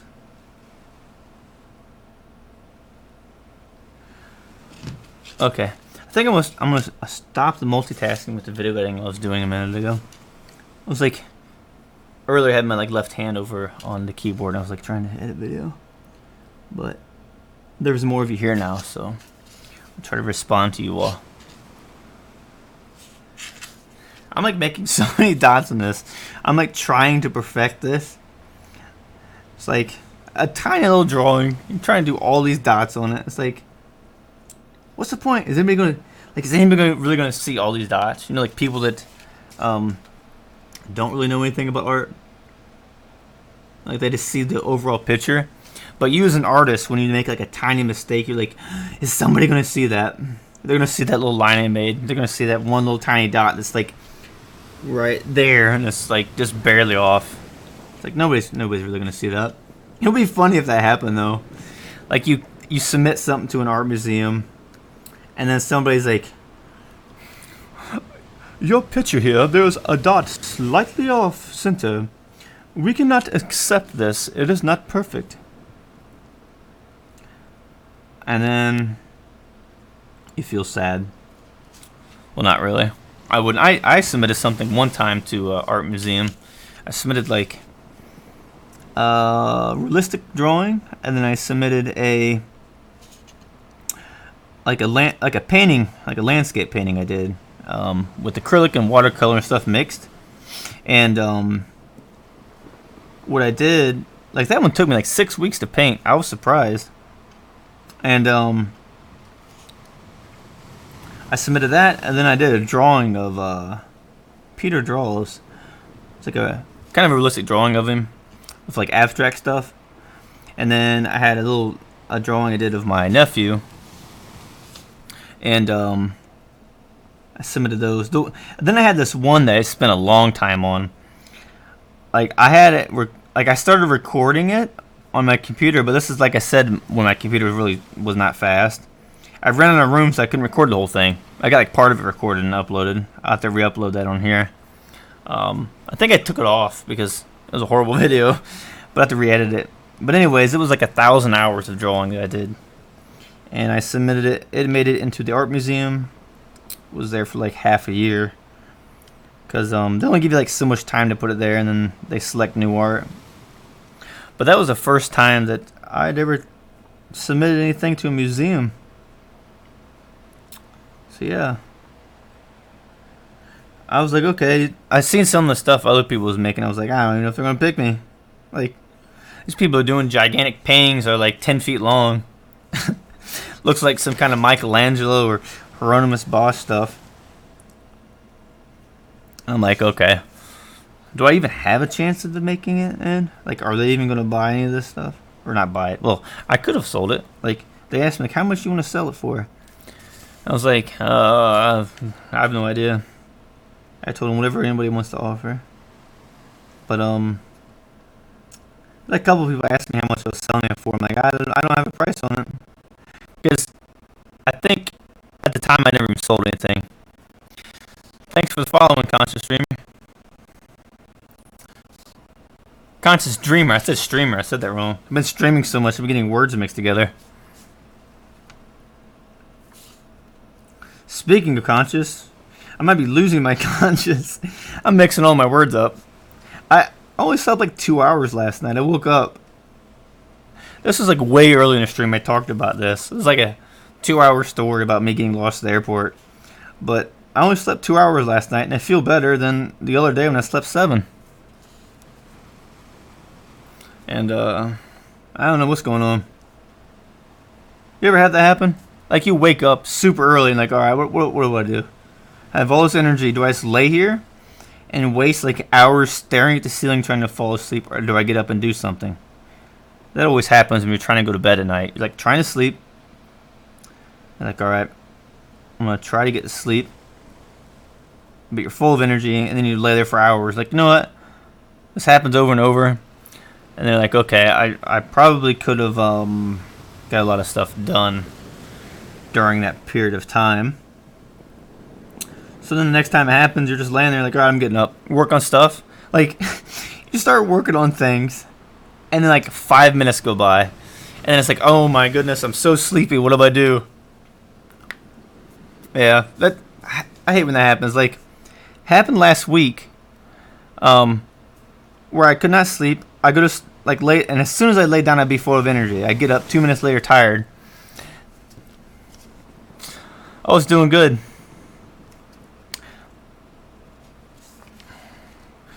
Just making lots of dots. Like, this is a small drawing, but I'm just trying to make the clouds as realistic as I can make them. But as far as that with trying to fall asleep, I don't know why that is. Like, I'm like, okay, I'll look online and try and figure it out. And so if you can't fall asleep, get around and move so that you get sleepy, and then like you tire your mind. I'm like, all right, I'll try that. So I try that. I tire myself, which happens instantly, like within 2 minutes.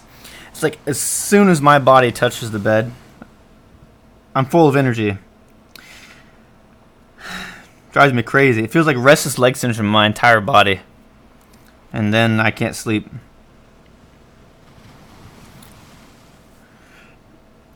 It could be frustrating.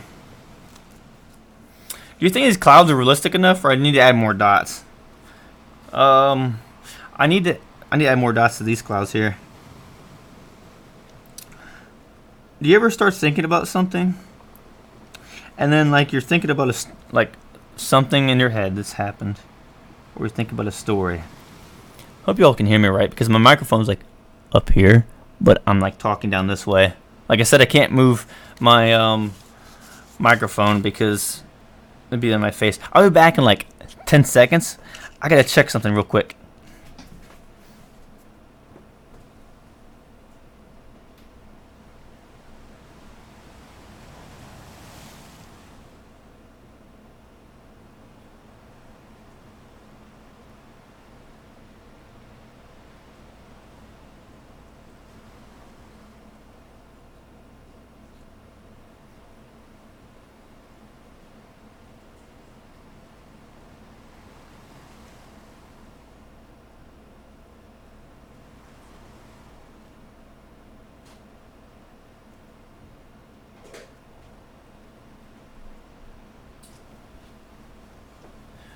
Okay, I'm back.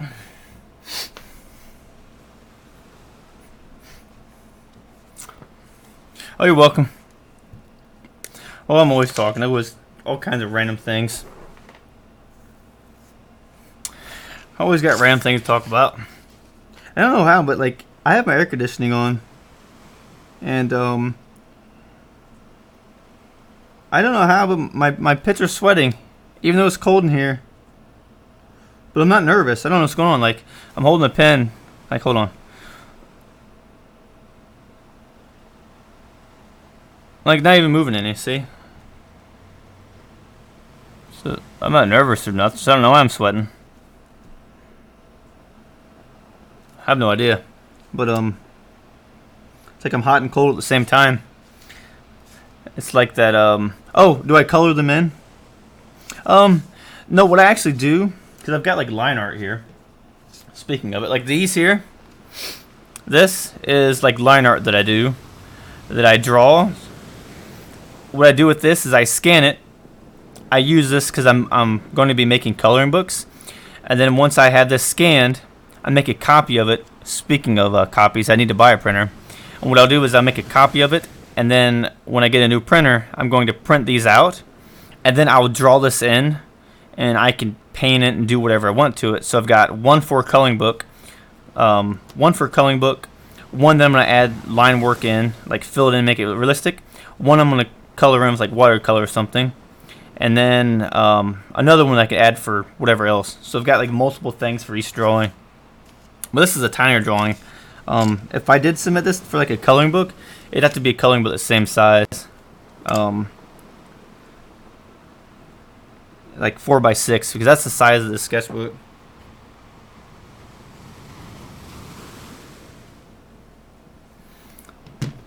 I had a couple people ask me like, how long did that drawing take you? Looks like it took like 10 hours. Like this one's taking a little bit longer just because I'm purposely spending a lot of time practicing making lots of dots. And like that drawing looks like it's like when you look at it from here. Like if you didn't like ignore the rubber band, like if you look at it, it looks like it'd be a gigantic rubber band. But if you just look at this, you would think this is like a 9x12 sketchbook. But in some of my photos uploaded like Instagram, it's like you see the pen and it's like what the. I usually draw with smaller nib pens, like on a smaller sketchbook. Like if I do a bigger sketchbook, I've got so much space that it takes forever because I've got so many ideas to fill it in that when I use a smaller sketchbook, that it restricts me to that area. So then I can't like add so much to it. So if I have an idea, I can get this done quicker and then move on to the next sketch and make different art. For example, I'll be working on a drawing and I'll be almost done in this sketchbook, and then I can remember the idea that I had and start working on the next one. Whereas if I have a huge sketchbook, like, I mean, I've got them, I draw in them, but I just prefer the smaller ones. But with a really big sketchbook, it takes me like 10 hours to complete a drawing. I have an idea, but I've got like another 6 hours until I'm done, and by then I forget. But sure, I could write it down, but it's more of a creative idea where I can write it down, but I don't know how to write it in a way that I can explain it to myself for the future, for the next drawing.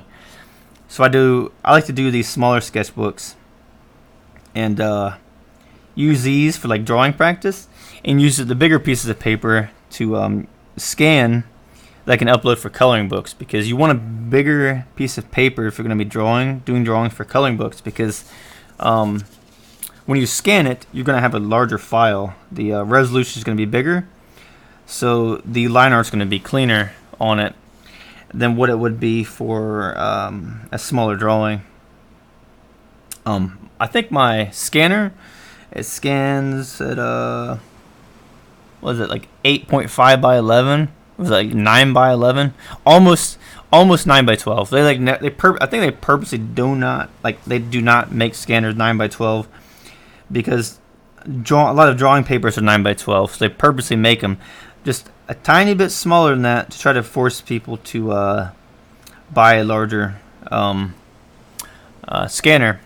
But the trick to that, a really neat trick to that, is buy yourself cardstock paper from Walmart or anywhere, and it's 8.5 by 11.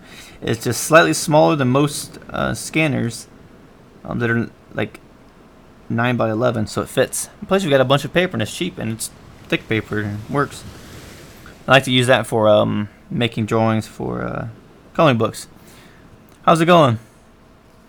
Yeah. How do you say it? TJIN Tinger? I forget how it's how to pronounce your name on here. How about I call you Tazinder? Or is it Tazinder? Mind you, I have absolutely no practice speaking other language. Oh yeah. Hey you. I have that happen like when I'm at work. Someone's like, "Hey you," and like 50 people turn around and look, and that person's like pointing in a different direction. I used to know a tiny bit of German. I'm part German a little bit. I knew like maybe 50 words, but I don't remember any of them now. And the ones I know, I can't even remember to pronounce right, and I don't even know the meaning of them. So, but yeah. I mean, I never took any languages and stuff in school. Like, I was never required to when I was in high school. I know a lot of people, they're required to take courses for a language. I think my one friend, he has to take at least one language to get his college degree. But it's different everywhere. I mean, I think if I was to get something, like, for me personally, just because, like, with art, it's extremely hard to get a job with, like, an arts degree. So, like, I think most people, like, this is me personally, I think you'd be better off, like, a trade in it. Like, get a certificate, so it's a lot cheaper. And so you're specifically learning for that. You're not taking all these courses that aren't even related to it. Like say you want to go to college for art, and yet 8 out of 10 classes aren't even related to art, and wouldn't be like even like you wouldn't really use it. Like you might use it for some other jobs or something, but you're not even going to be using it for what you're doing because you're specifically training for that. So it'd probably be better to get like a certificate or some type of trade. Or take the really big risk and just dive right in and try to go freelance artist. Yeah. Speaking of that, with like, I mean, it works different for everybody. Like some people, they get a college degree, everything works out and whatnot. But I know a lot of people that are having to pay a bunch of fees and stuff. And when I was in school, people would always ask me, "Hey, what do you want to do for college?" I was getting asked this, elementary, middle school, high school. I was like, I have no idea yet. Like, how would I even know? And they're like they would be teaching me all this stuff about like math and everything, right? And I remember in school one time I asked the teacher, I was like, "You're teaching us all this stuff about math, but yet I don't even know how to write a check. You haven't taught us how to write a check." And the teacher's like, "Well, that's not part of the course." I was like, "But we're in high school. We're going to be going to college. You're supposed to be preparing us for our future life. And when we get to college, we got to pay things. We got to pay bills. We might have credit cards depending on what we're doing. You're gonna have to write a check eventually. Like a lot of times, if you have like a direct, or if you have a deposit to make, if you get an apartment or something like that, or if you're buying something else, like a lot of times you might have to write a check." And I remember I asked the teacher, I'm like, "Well, if you're preparing us for life and you're preparing us for college, why are you not preparing us for what we're going to be doing in college? Something basic like writing checks, or like teaching us good ways to keep our bills cheap." And then a lot of people that like go into college and like, "Oh, what do I do?" Like me, my family life was really broken up and everything, and so I didn't really have much of anybody as a figure there to like teach me a lot of stuff. Most of anything I had to learn on my own later on in life.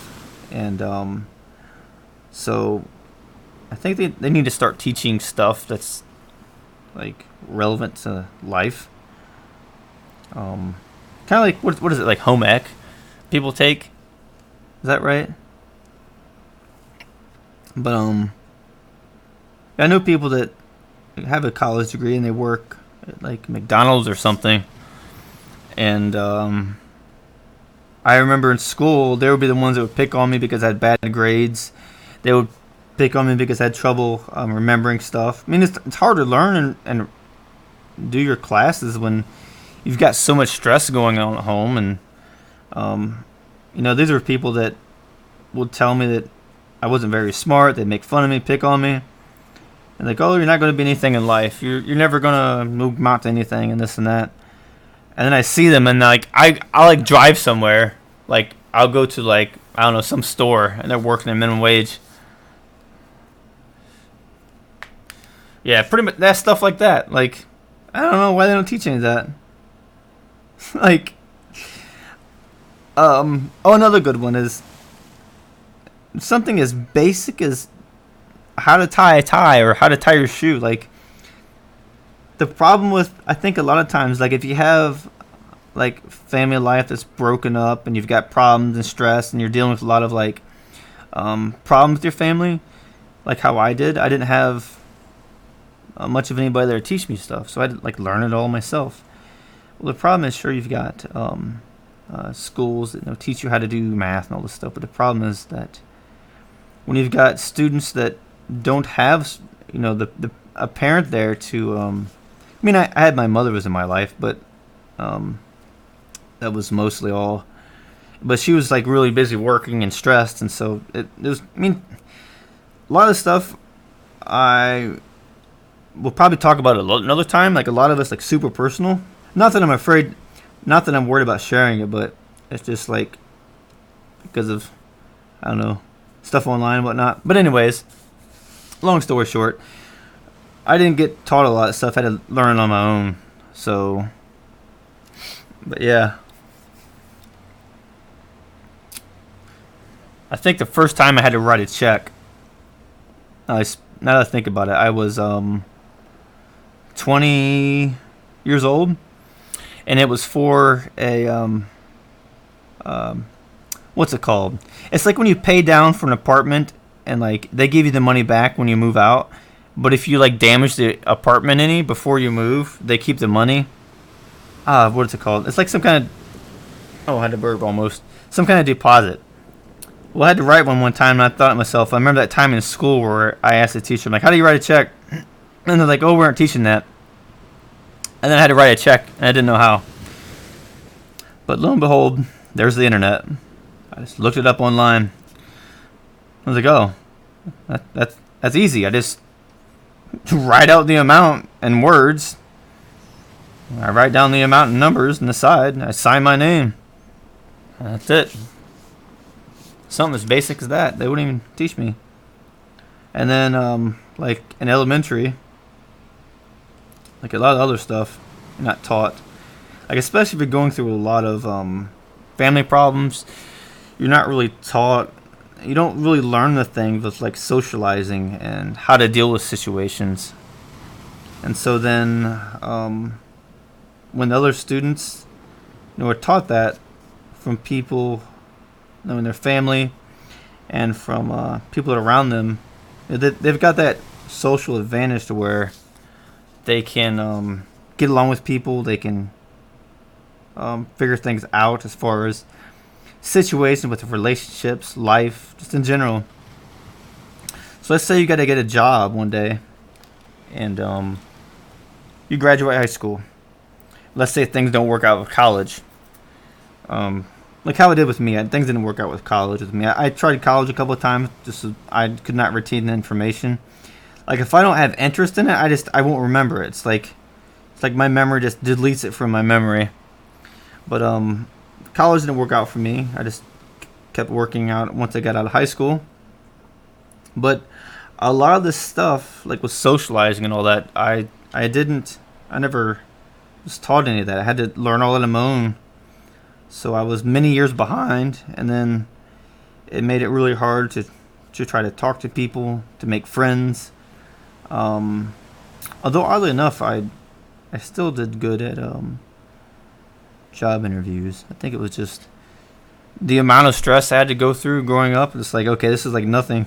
I mean, like growing up when I was concerned about if I was going to even eat that day, like. And all the other bad things that I can't repeat on here that happened.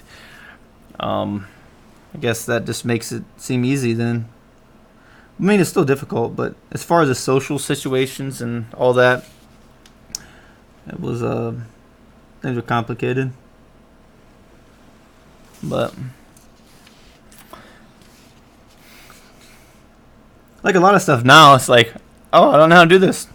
I'll just look it up online.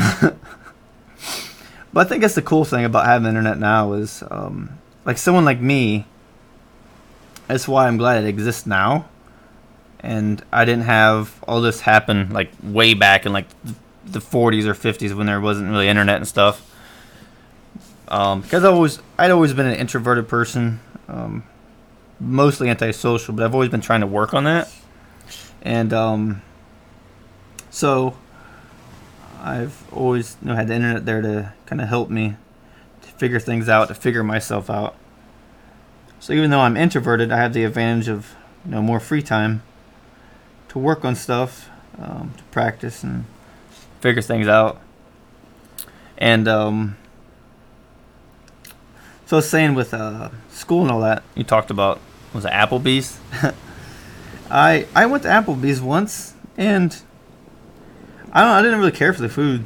Like, I think it was like 20 bucks for like some like dish at Applebee's, and it was not very filling. It was tiny. I think I ordered like some kind of spaghetti. I should have just went to Fazoli's if I was going to get spaghetti. Probably would have been better off there. Cheddar's is really good. There's like a Cheddar's place near me. But I don't ever really eat out or out fast food because it costs more. Plus, I'm usually indoors or at my apartment, so I like have food cooking while I'm working on something. I gotta stretch my fingers. And so I like working on multiple things at once. I think this drawing is almost done. Oh, I was talking about Applebee's, but I went there and food was not very filling. I should have just went to Fazoli's for spaghetti or something. But I was kind of disappointed. I was like, everybody's talking about Applebee's, like, oh, it's great, this and that. And I'm like, oh, that tastes very good. But I just never really go out to eat much. Cause I eat super healthy. I'm not like so crazy about it where I like watch every single thing. Like for me, a little bit of fruit. Like in a day, I'll have like one banana and maybe some blueberries and a little bit of strawberries. Like in the morning, I have like a banana. As far as fruit goes, I have like a banana, and then later in the day for like a kind of like a protein shake. But I don't even have any protein right now. I just eat enough. I eat enough protein from meats and what else, and from drinking milk. But I have like a banana in the morning, and then I'll have like maybe some blueberries and strawberries like in a smoothie that I'll make, or like I'll put it in my oatmeal and eat that.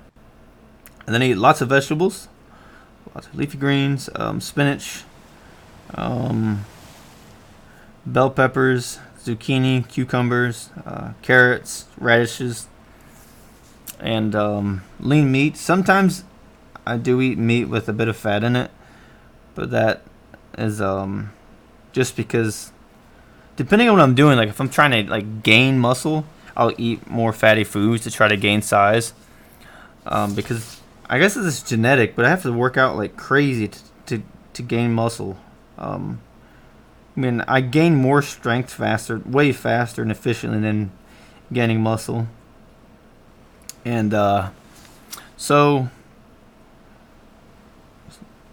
yeah, yeah, I think I uploaded like one video on my YouTube channel, like out of nowhere, that was like with lifting. Someone was like, what's this got to do with drawing? But I titled it The Art of Deadlifting. I've got all kinds of different hobbies, and I mean, drawing's always been, it's like more of a hobby to me. It's like an obsession, a passion. It's kind of like, imagine if all you did your entire life was like one thing, and that's like what defined you, what made you who you are, what you enjoyed, and it's like the thing that you used your entire life to overcome obstacles, to get over things, and to deal with stress. Then if you lose that, it's like what do you do then? You know, kind of hard to say. I think I'm gonna start another drawing here in a second. I think this one's good with the dots. I've been working on dots for like an hour now, I think. Let me check. How long has it been? I've been streaming for like an hour and a half drawing these dots. I'm gonna work on another drawing here in a second. So that doodle is done. And now we're gonna go to the next page. See a doodle. Oh, I think I'll show you all some of my sketches in this. Maybe. Here. Well, wait a second. I don't know if it's going to work because the rubber band. There's a doodle from the other day. Yesterday. This morning I finished. There's something from like Persona 5 someone wanted me to draw. And then where's this one? That's like, I don't know what this is. Someone wanted me to draw a snake with like a knife. And then trying to keep this lined up because I always have it in the same position while I'm recording. And then I have no idea what this is. This is like a quick one. And then another random doodle. Looks like eyeballs all over. And then there's I started adding like a lot of black areas in my drawings, as you can see here, like trying to make it more contrasty because it's a lot faster to fill stuff in. You've got a big Sharpie, but yeah. I think there 110 pages in this sketchbook. I'm getting close to being done with it, but this was done with a rotring isograph. You can tell the ink is a lot darker than, well, this is kind of dark. This is a micron, but it's a bit darker than like this. Rotring's got like really dark ink. Yeah, all these dots. Where is that one with lots of dots? I have one on here with lots of dots all over. There was a little bit of dots in that, but that was the micron. And then that was the rotring isograph as well. And then rotring isograph. I had like 30 drawings in row of using rotring isograph. It takes forever too because the nib of it's tinier. But I like it because when I scan it, the ink's really dark, so it works really good. Rotring isograph, some random face, hearts, whatever else. I don't know what most of this is. I wish I could attach something to my brain to see what I'm thinking of when I'm drawing. This is a dragon. And then next one. I don't want to like push the pages this way too far because then the pages come up another side. But this is like an octopus. This is with a fountain pen, I think it was. Yeah. What should I draw with next? What I've been using? Or should I go use my fountain pen or something? Oh, this is with the emerald green ink. It was like emerald green ink. I use it with a fountain pen. This kind of looks like a horseshoe. And then more random doodles. And then more doodles. Doodle. Oh, this is the one that has all the dots. Tagenter. I don't know if I'm ever going to pronounce that right. Forgive me. But this is the one that's all dots. Lots of dots. But, yeah. I got to finish this one. This is all dots. There's like maybe 20 pages in here I got to finish. But that's like a little bit of the drawings. There's a lot in here. I've got to go to the next page. I just have a rubber band that I use to hold this down with. This will work. I don't want to break the rubber band. I was worried about that whenever I had to put the rubber band back on it. That's why I tried to avoid taking it off. There we go. You know, have you ever been drawing and now that we're on a new page. One sec, I'm gonna put this bowl in my sink with some water because if I don't, this oatmeal is gonna like dry to it and it's gonna be like impossible to get off of there. It's like dried concrete if you don't. Same with grits. I'll be right back in like 30 seconds.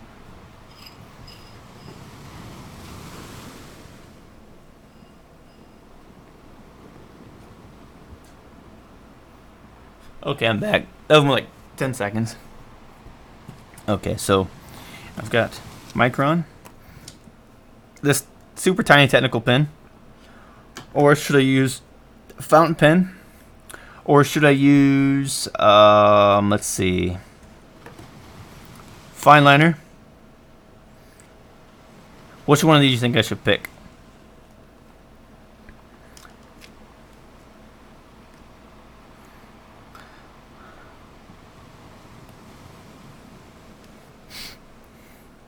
I would say the best ink is going to be these three. This one's kind of like feathers a little bit, though. A little bit. Well, not too much, but... There's these three. My rotring isographs, they take a long time to do drawings because the nibs are like super delicate. So when I'm drawing, I try not to... I can't draw very fast with those sometimes.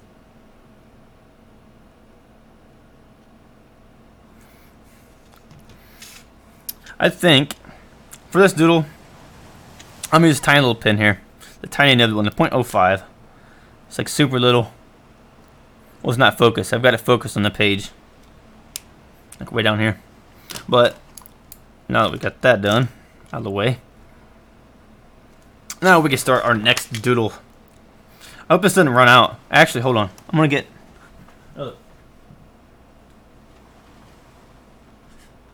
another pen just in case, because I don't want to run out. I've been using this one a lot. Let's stretch my hand first. Okay. So, as I said, I have no idea what I draw. I just make up stuff. I start making lines. Now with this one, I'm kind of feeling like creating something that's like jagged. I feel like doing this. Maybe it looks like a tree trunk. Kind of make it look like that. And then I'm gonna come up over here. Oh, almost forgot to push time lapse record. At least I did that at the very beginning. So it's gonna come like that. This jagged randomness. That way. And then, now that I've drawn that, I'm gonna have some lines come down. I guess it's like a drawing tutorial stream at the same time. Maybe I could like cut parts of this out and make it like a tutorial. But I guess I'll kind of show you what's going through my head. So the way I'm doing these lines is any part that's indented here, I'm making a line coming down like that. Line there. And the reason I'm doing that is because I'm going to add some cross-hatching in between it to give it kind of a realistic look to the wood. And I'll add some lines in between each of those sections. There's one, another one. Line coming down, another line coming down. As you can see when I'm drawing, I'm not making a straight line. Like I'm like making part of a line, and then I bring the pen up. One second, music quit playing. Okay, it's back now. But I'll like draw a little bit of a line, and then I kind of like break the lines up, and I go back down and up. As you can see there.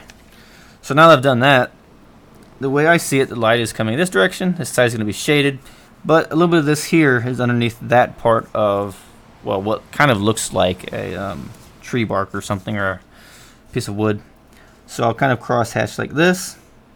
So any area where there's a line side by side, I'll make diagonal lines, and then where the lines break up, I won't make any lines. So then it looks like light's coming through. Got to an empty area, no lines.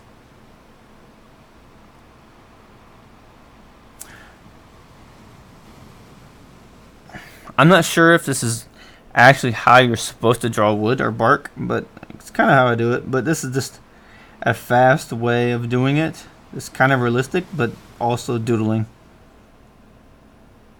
Because with doodling, I just want to have fun with it. The goal of it isn't really to try to make it perfect. Life is too short to be too stressed about trying to make everything perfect. I can't believe I'm hungry again already. I've had 2 breakfasts. I've had oatmeal. I had a peach. I had a banana. I had 2 cups of tea. I had some pork chops. And then I had, what else did I have? I lost track because I ate so much random stuff. And then I had some vitamins. And then I had, I don't remember. You know, that story really went off track. I was talking about getting lost at an airport. Here I'm talking about eating peaches and bananas, and I guess I don't really have a whole lot of talk about recent events in life because I haven't really done much other than draw. Pretty much what my day consists of. I mean, speaking of time, one thing that I spent a lot of time doing, and I don't really regret it. I mean, I had fun. was the amount of time I spent while I was playing the game RuneScape.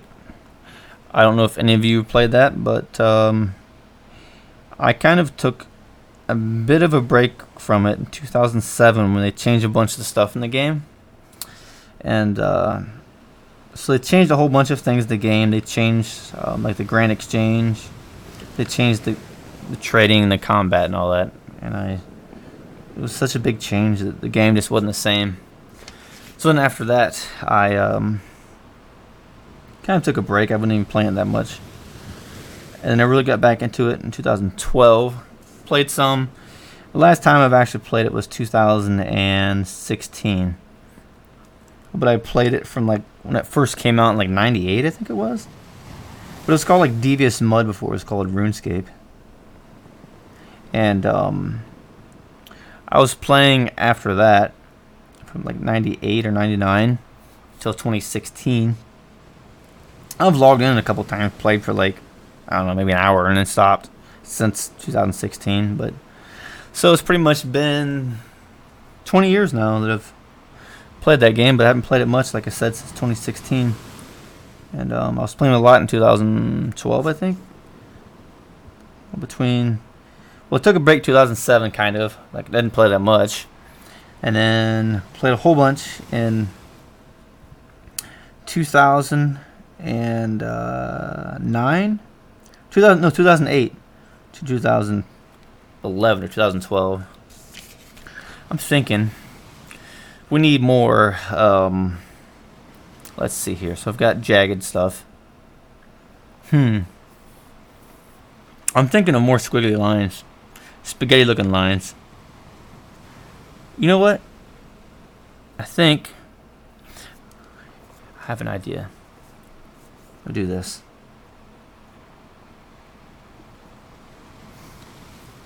Like that. There. And this.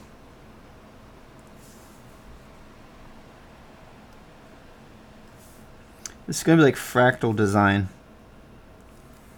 I don't know. Just what I'm gonna be making. No idea where this came from. A spur of the moment doodle idea.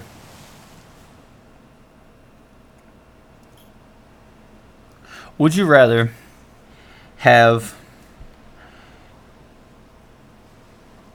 unlimited food or unlimited supply of water to drink, or pretty much any liquid to drink? What would you prefer? I think I would rather, well, I guess it depends, because you can go longer without food than you can without water. So if it was like a life situation, I would like, okay, I'll pick lifetime of water, but like right now, I would pick lifetime of food. Endless amounts of spaghetti. Never have to worry again. I think, like, what would be like the artist staple meal is efficient? Probably a banana and water. I think that would be something that artists would eat. But then again, it kind of depends on where you live at.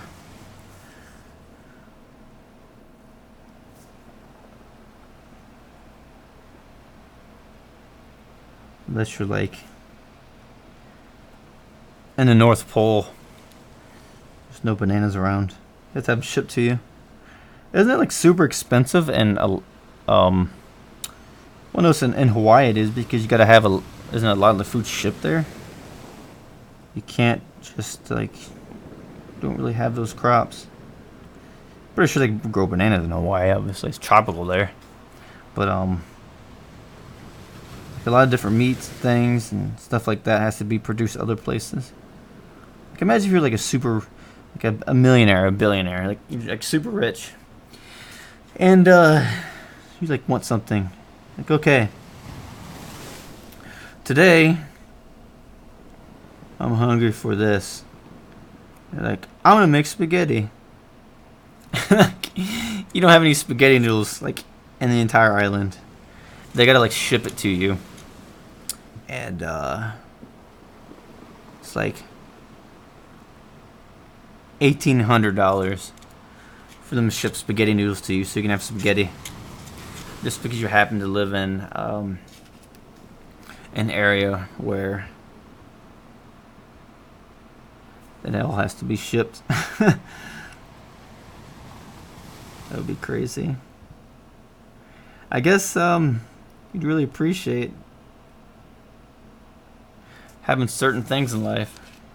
Like, depending on where you live, you might not have some of the things that you would have if you were somewhere else. I mean, like when I lived in Florida, I miss the sun and everything. It was nice there, but where I'm at now is like super cheap to live, and I wouldn't be able. I don't think I would be able to live in Florida again because of the cost of rent and all that. I looked at it. I thought about it, like, I don't know. I think it's gonna work. I mean, I've got to be able to afford it first, right? So, yeah. I'm drawing more clouds in this again. It looks like, I don't know what this looks like. I don't know what I'm drawing. Is it a good thing or a bad thing that I have no idea what I'm drawing?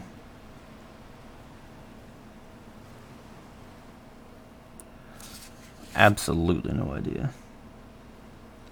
Just the craziness of my mind that spurs up from the depths of the Doodletopia. Make that a city. Have to check the email again real quick. Okay, I'm back. I think after this drawing, I'll probably head out once I finish this little doodle.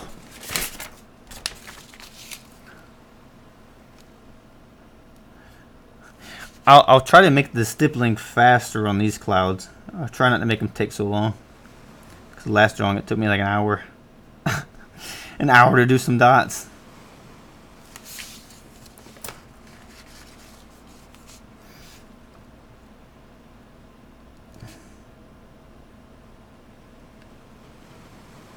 I tend to make a lot of stuff overlapping in drawings. Just try to make it look 3D, even though it might not be. You gotta make the illusion that it's 3D. Just make a bunch of lines, make a bunch of dots overlapping, and you can fool people into making it look like it's way better than what it is. Like, see that? Looks so complicated, kind of. Well, I guess it depends. Maybe it kind of looks like a flying spaghetti monster, but it looks complicated because, like, this is above this, and that's under that, and it's going underneath. That's what I mentioned before about when I draw stuff. I'll purposely leave empty gaps in it so that I can add things to it later on. It's like drawing an arrow in this. Right here.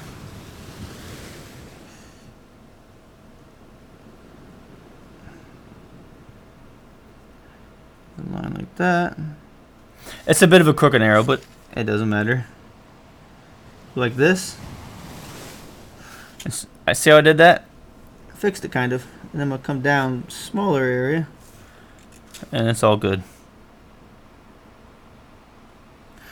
It is all good. And I'm going to make like this. Some more broken up lines. And come down.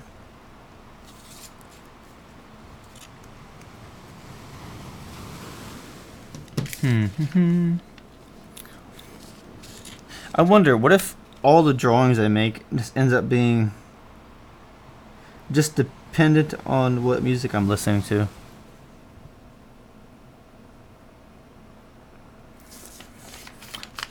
I would say most of the time I am listening to music when I draw. These lines, it's kind of crooked, but oh well. I'm going to do this. I have an idea. I'm going to make more clouds. Clouds all over. I like drawing clouds for some reason. I don't know what it is. I just think it's fun to stipple them. Like, it takes a while to stipple them, but it's a good practice. It's good practice for stippling. There we go. there's a cloud. Part of a cloud. It looks like a bottle rocket, or maybe a firework or something. And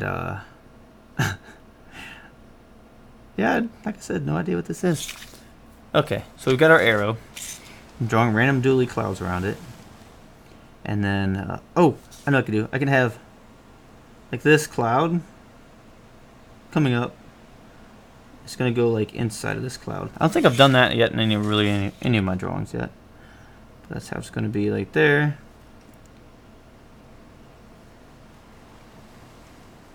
Like that. There we go. There we go. And we'll do this. Awesome. Okay, it's turned out pretty good, I think, so far. Now, let's see. What do you think so far? Do you have any idea of anything I should add? Any idea? I think I don't want to add triangle. I already drew a triangle in my last one. What did I do that for? There's too many triangles. You're gonna think it's like a Triforce Zelda or something if I start adding so many triangles to everything. I just think they're easy to draw. Let's see here. Okay. I've got to get myself into the doodle mood. So the idea I have would be there we go. Some more squigglies. Like that. Looks like a hand. This is going to come up like so. My apologies, I did have a story going there. I got too into the drawing. Oh, I don't know. I'll go like this. We'll have that come down underneath it, and then it'll come up over here and go over that arrow, so it makes it look like. And we'll have. There we go. Now, what in the world has happened? Okay, it's on my phone. This is gonna come up.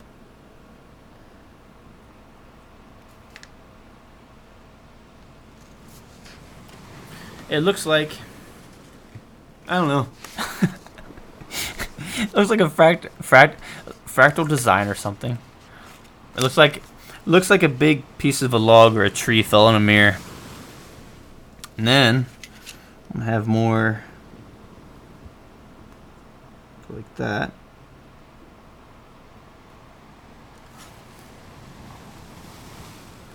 Coming over. We'll have this come through the cloud up underneath. There we go. I'll make that. There we go. Now we'll have this come over. You ever have like random memories come to you? It's like, I haven't thought of that in like 20 years. It wasn't even anything important. Why do I remember that now? I have that happen all the time, and then whenever I do want to remember something, I can't remember it. Like, where did I last put the pen I was drawing with? Which container did I put it in? Then you forget, and then you just never know. Yeah, I've been drawing. How long have I been drawing now? I've been doodling for almost 3 hours. This morning I think I was going to stop at 10, but ended up drawing a little bit longer. But oh well. I think I'll try to get halfway done with this drawing, and then I'll go maybe. We'll see. We shall see. I'm thinking. You know what? I'm gonna draw a circle there. Add some cross hatching. So I need to practice cross hatching a little bit. Wants to improve it. Looks like Pac-Man kind of, but we'll get there. Okay. There's that.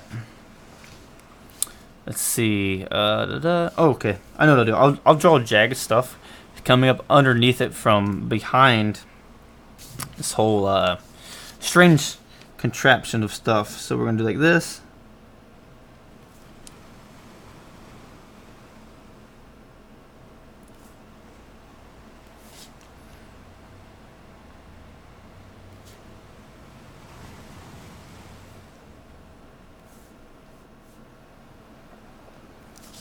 It's gonna look like a bunch of spikes coming up from underneath it.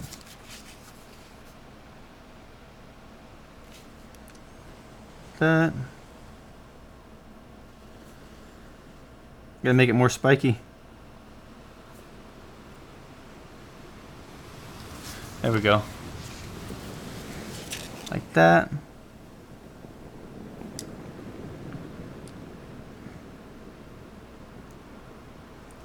When in doubt, just make some scribbles. And don't worry so much about the line placement. That's the fun about doodling. Like, you don't gotta worry about, you know, this is... Oh! I ruined it. I'm just kidding. See? This arrow here was supposed to not have anything in the center. But you know what I'm gonna do? A little line. I'm gonna take it. Anytime there's a little dot, I'm going to take that. I'm going to use that as some of the lines for the arrow.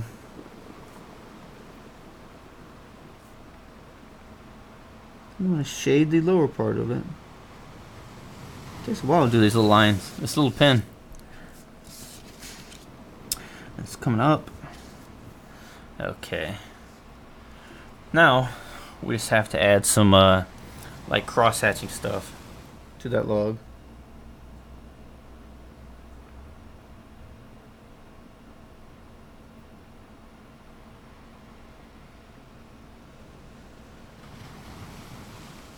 Okay, here we go. I'm going to try and make this side of it darker.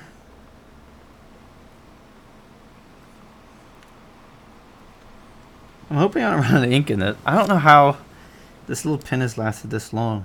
I've got like 100 of them though. So I wonder how long all this ink is going to last.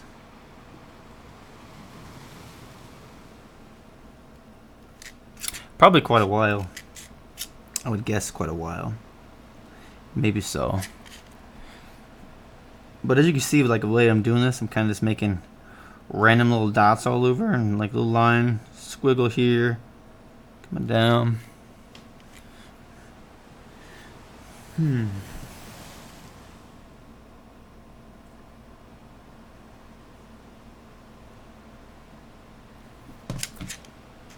kind of do it like how I did with that log, like when I come down.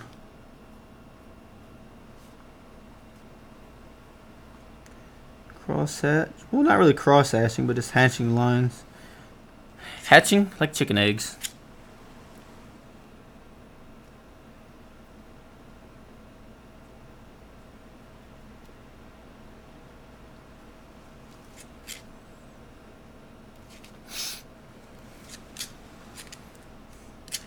And then I'm going to make bigger lines coming through.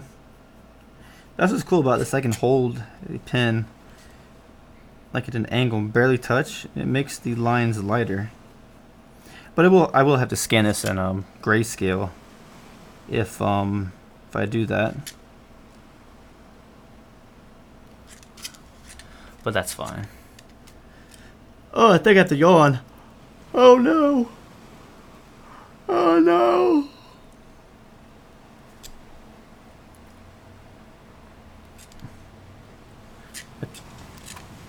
Okay, there we go. It's a me, it's a Mario.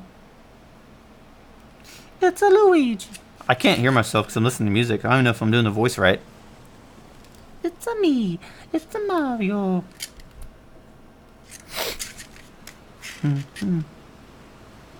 It's kind of like when you talk and you hear a recording of yourself talking and you're like, I don't sound like that, do I? Same with when I'm on the phone. That also happens then. I think there's gonna be a lot of lines in this one. A lot of random lines.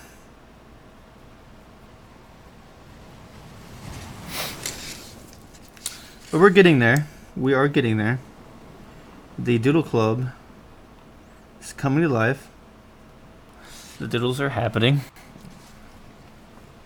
Sometimes I feel like my chair should be lower. Like I want to get super close to the drawing, but I don't want to be recording the top of my head, of my hair.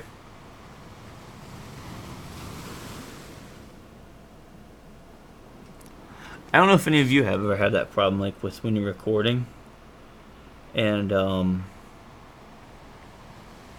like want to stay out of the drawing, but you have to like lean forward to get close enough to make like a super tiny line, and then you're like, I gotta draw this line, but I'm gonna be recording random parts of the top of my head.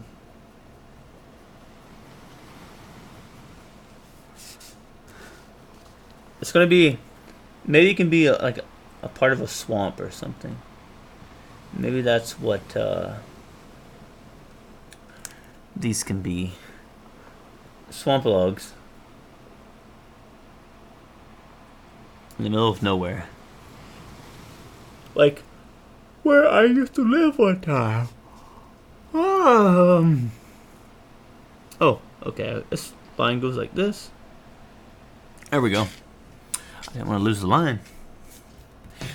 I didn't want to lose the line.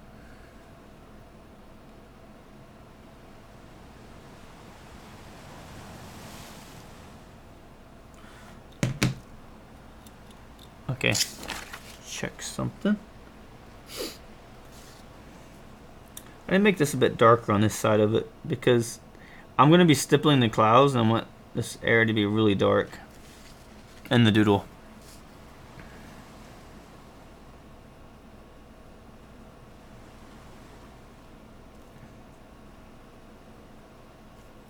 If I was using my rotring, like I can just pour ink onto the paper and not be worried because there's so much ink. But we'll see. Oh no! Hope less sleep isn't catching up to me now.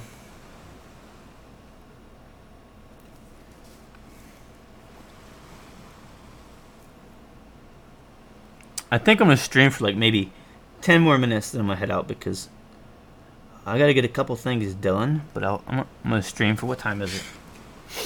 What time is it? I'll stream for another like 8 minutes, and then after that, I will be going out. I've got to go buy some food, and then I've also I've got to buy some other random things for my apartment.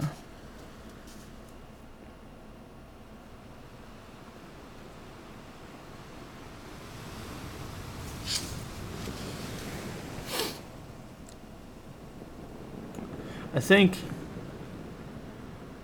what I'm going to do once I finish these, like trying to make these two logs look realistic, I'm going to start on the clouds, do some stippling on that. And then once I get the clouds done, then I'll work on whatever else is in there, like the general area of the doodle.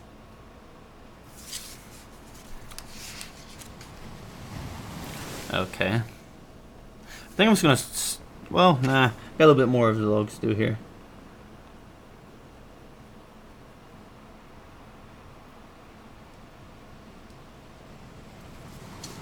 There we go.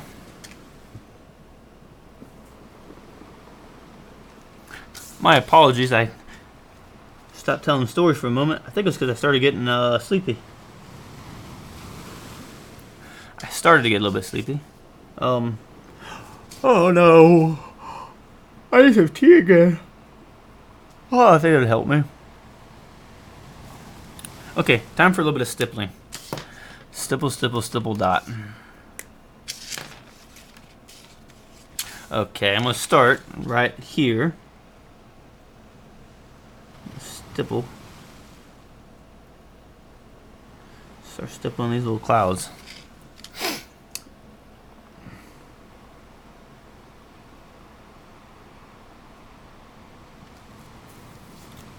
I think the next 5 minutes is going to feel like a long time because I'm starting to get sleepy. I think maybe I just need some more tea.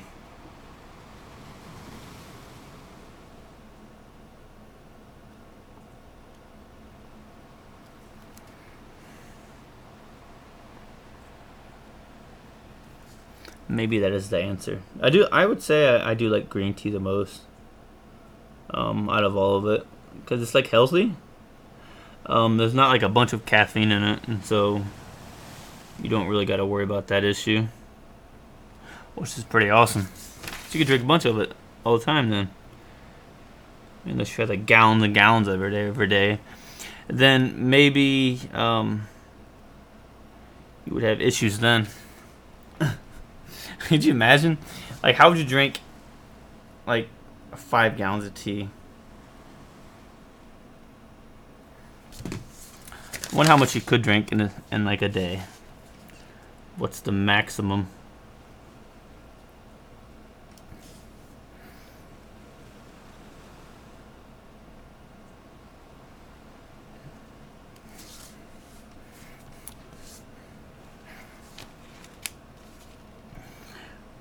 I like using this for stippling. I really like using this micron. It works pretty good. Like I said, with my rotring isograph, it takes a while because I got to be really gentle with the pen so I don't bend the nib of it.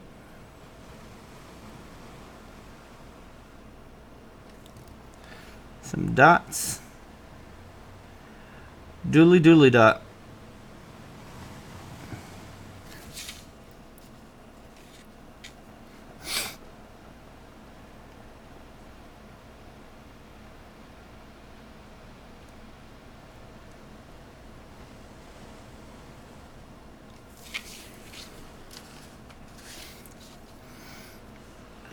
You ever been working on a drawing for so long?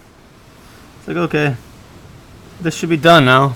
And it's like 6 hours go by and like, oh, that was just a corner of the paper. I've still got more to do. That's why I like the little tiny sketchbooks. So you get one like this big. Use like a super tiny pen.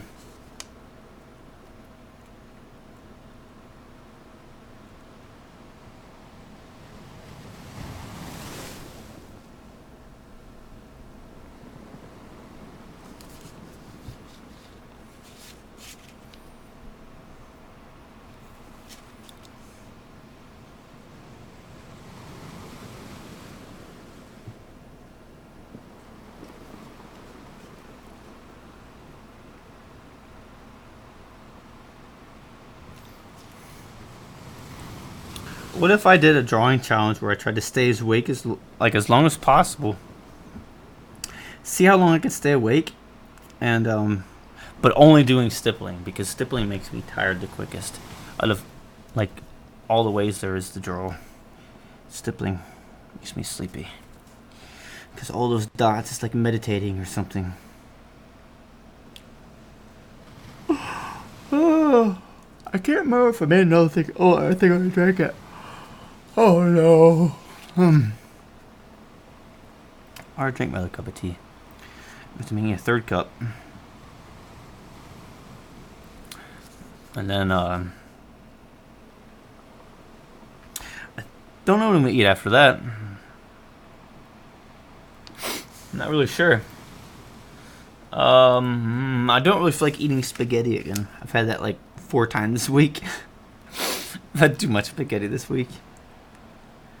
I've had like a lot of like pasta stuff this past week though, so I think what I might make. I'm thinking about maybe making chicken today.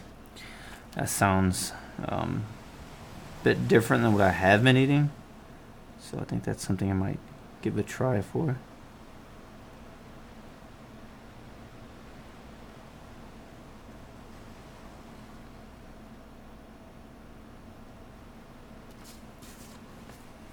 What time is it? 2:58. Okay, I'm gonna draw for like another 30 seconds. Because then it will be exactly 3 hours that I've been doodling on here. I think that's a good stopping point. I think 3 hour stream. And not super long. Definitely not short stream either. I would say a short stream is like anything under an hour, like hour and a half, less than an hour and a half. Anything long would be like over 3 hours.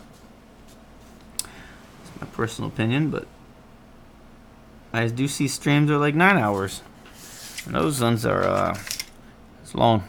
But anyways, I'm gonna go drink some tea. I'm gonna go work on some things, get some things done around here. But until then, I shall see you in the next stream. I will probably be streaming again later today for a couple of hours, but most definitely I will be tomorrow morning. I'll be streaming in the morning around the same time, about 9 a.m. or so. But yeah, had fun doodling and talking to everybody and telling you some random stories about stuff. But I'll think of some stories for the next stream I do. I'll write them down and make a couple of notes of it, just so that I remember to talk about it, so I don't forget. Because I get started on working on so much stuff like this, and then I just forget. But anyways, I'm gonna make myself some green tea. I'm gonna eat, get my day started. Try to wake up more, although I did get really early. Oh, but anyways, I'm gonna go work on some things and kind of rearrange stuff in my apartment. I mean, not like a mess in here or nothing, but I just like to try to keep it neat as often as possible, so that I don't have to do too much cleaning at once, so it's not too time consuming. But anyways, I'll see you later. Thank you all for watching, and stop by again in the next stream, which will possibly be later today and most definitely tomorrow morning. So have a good day, and keep on creating. Later.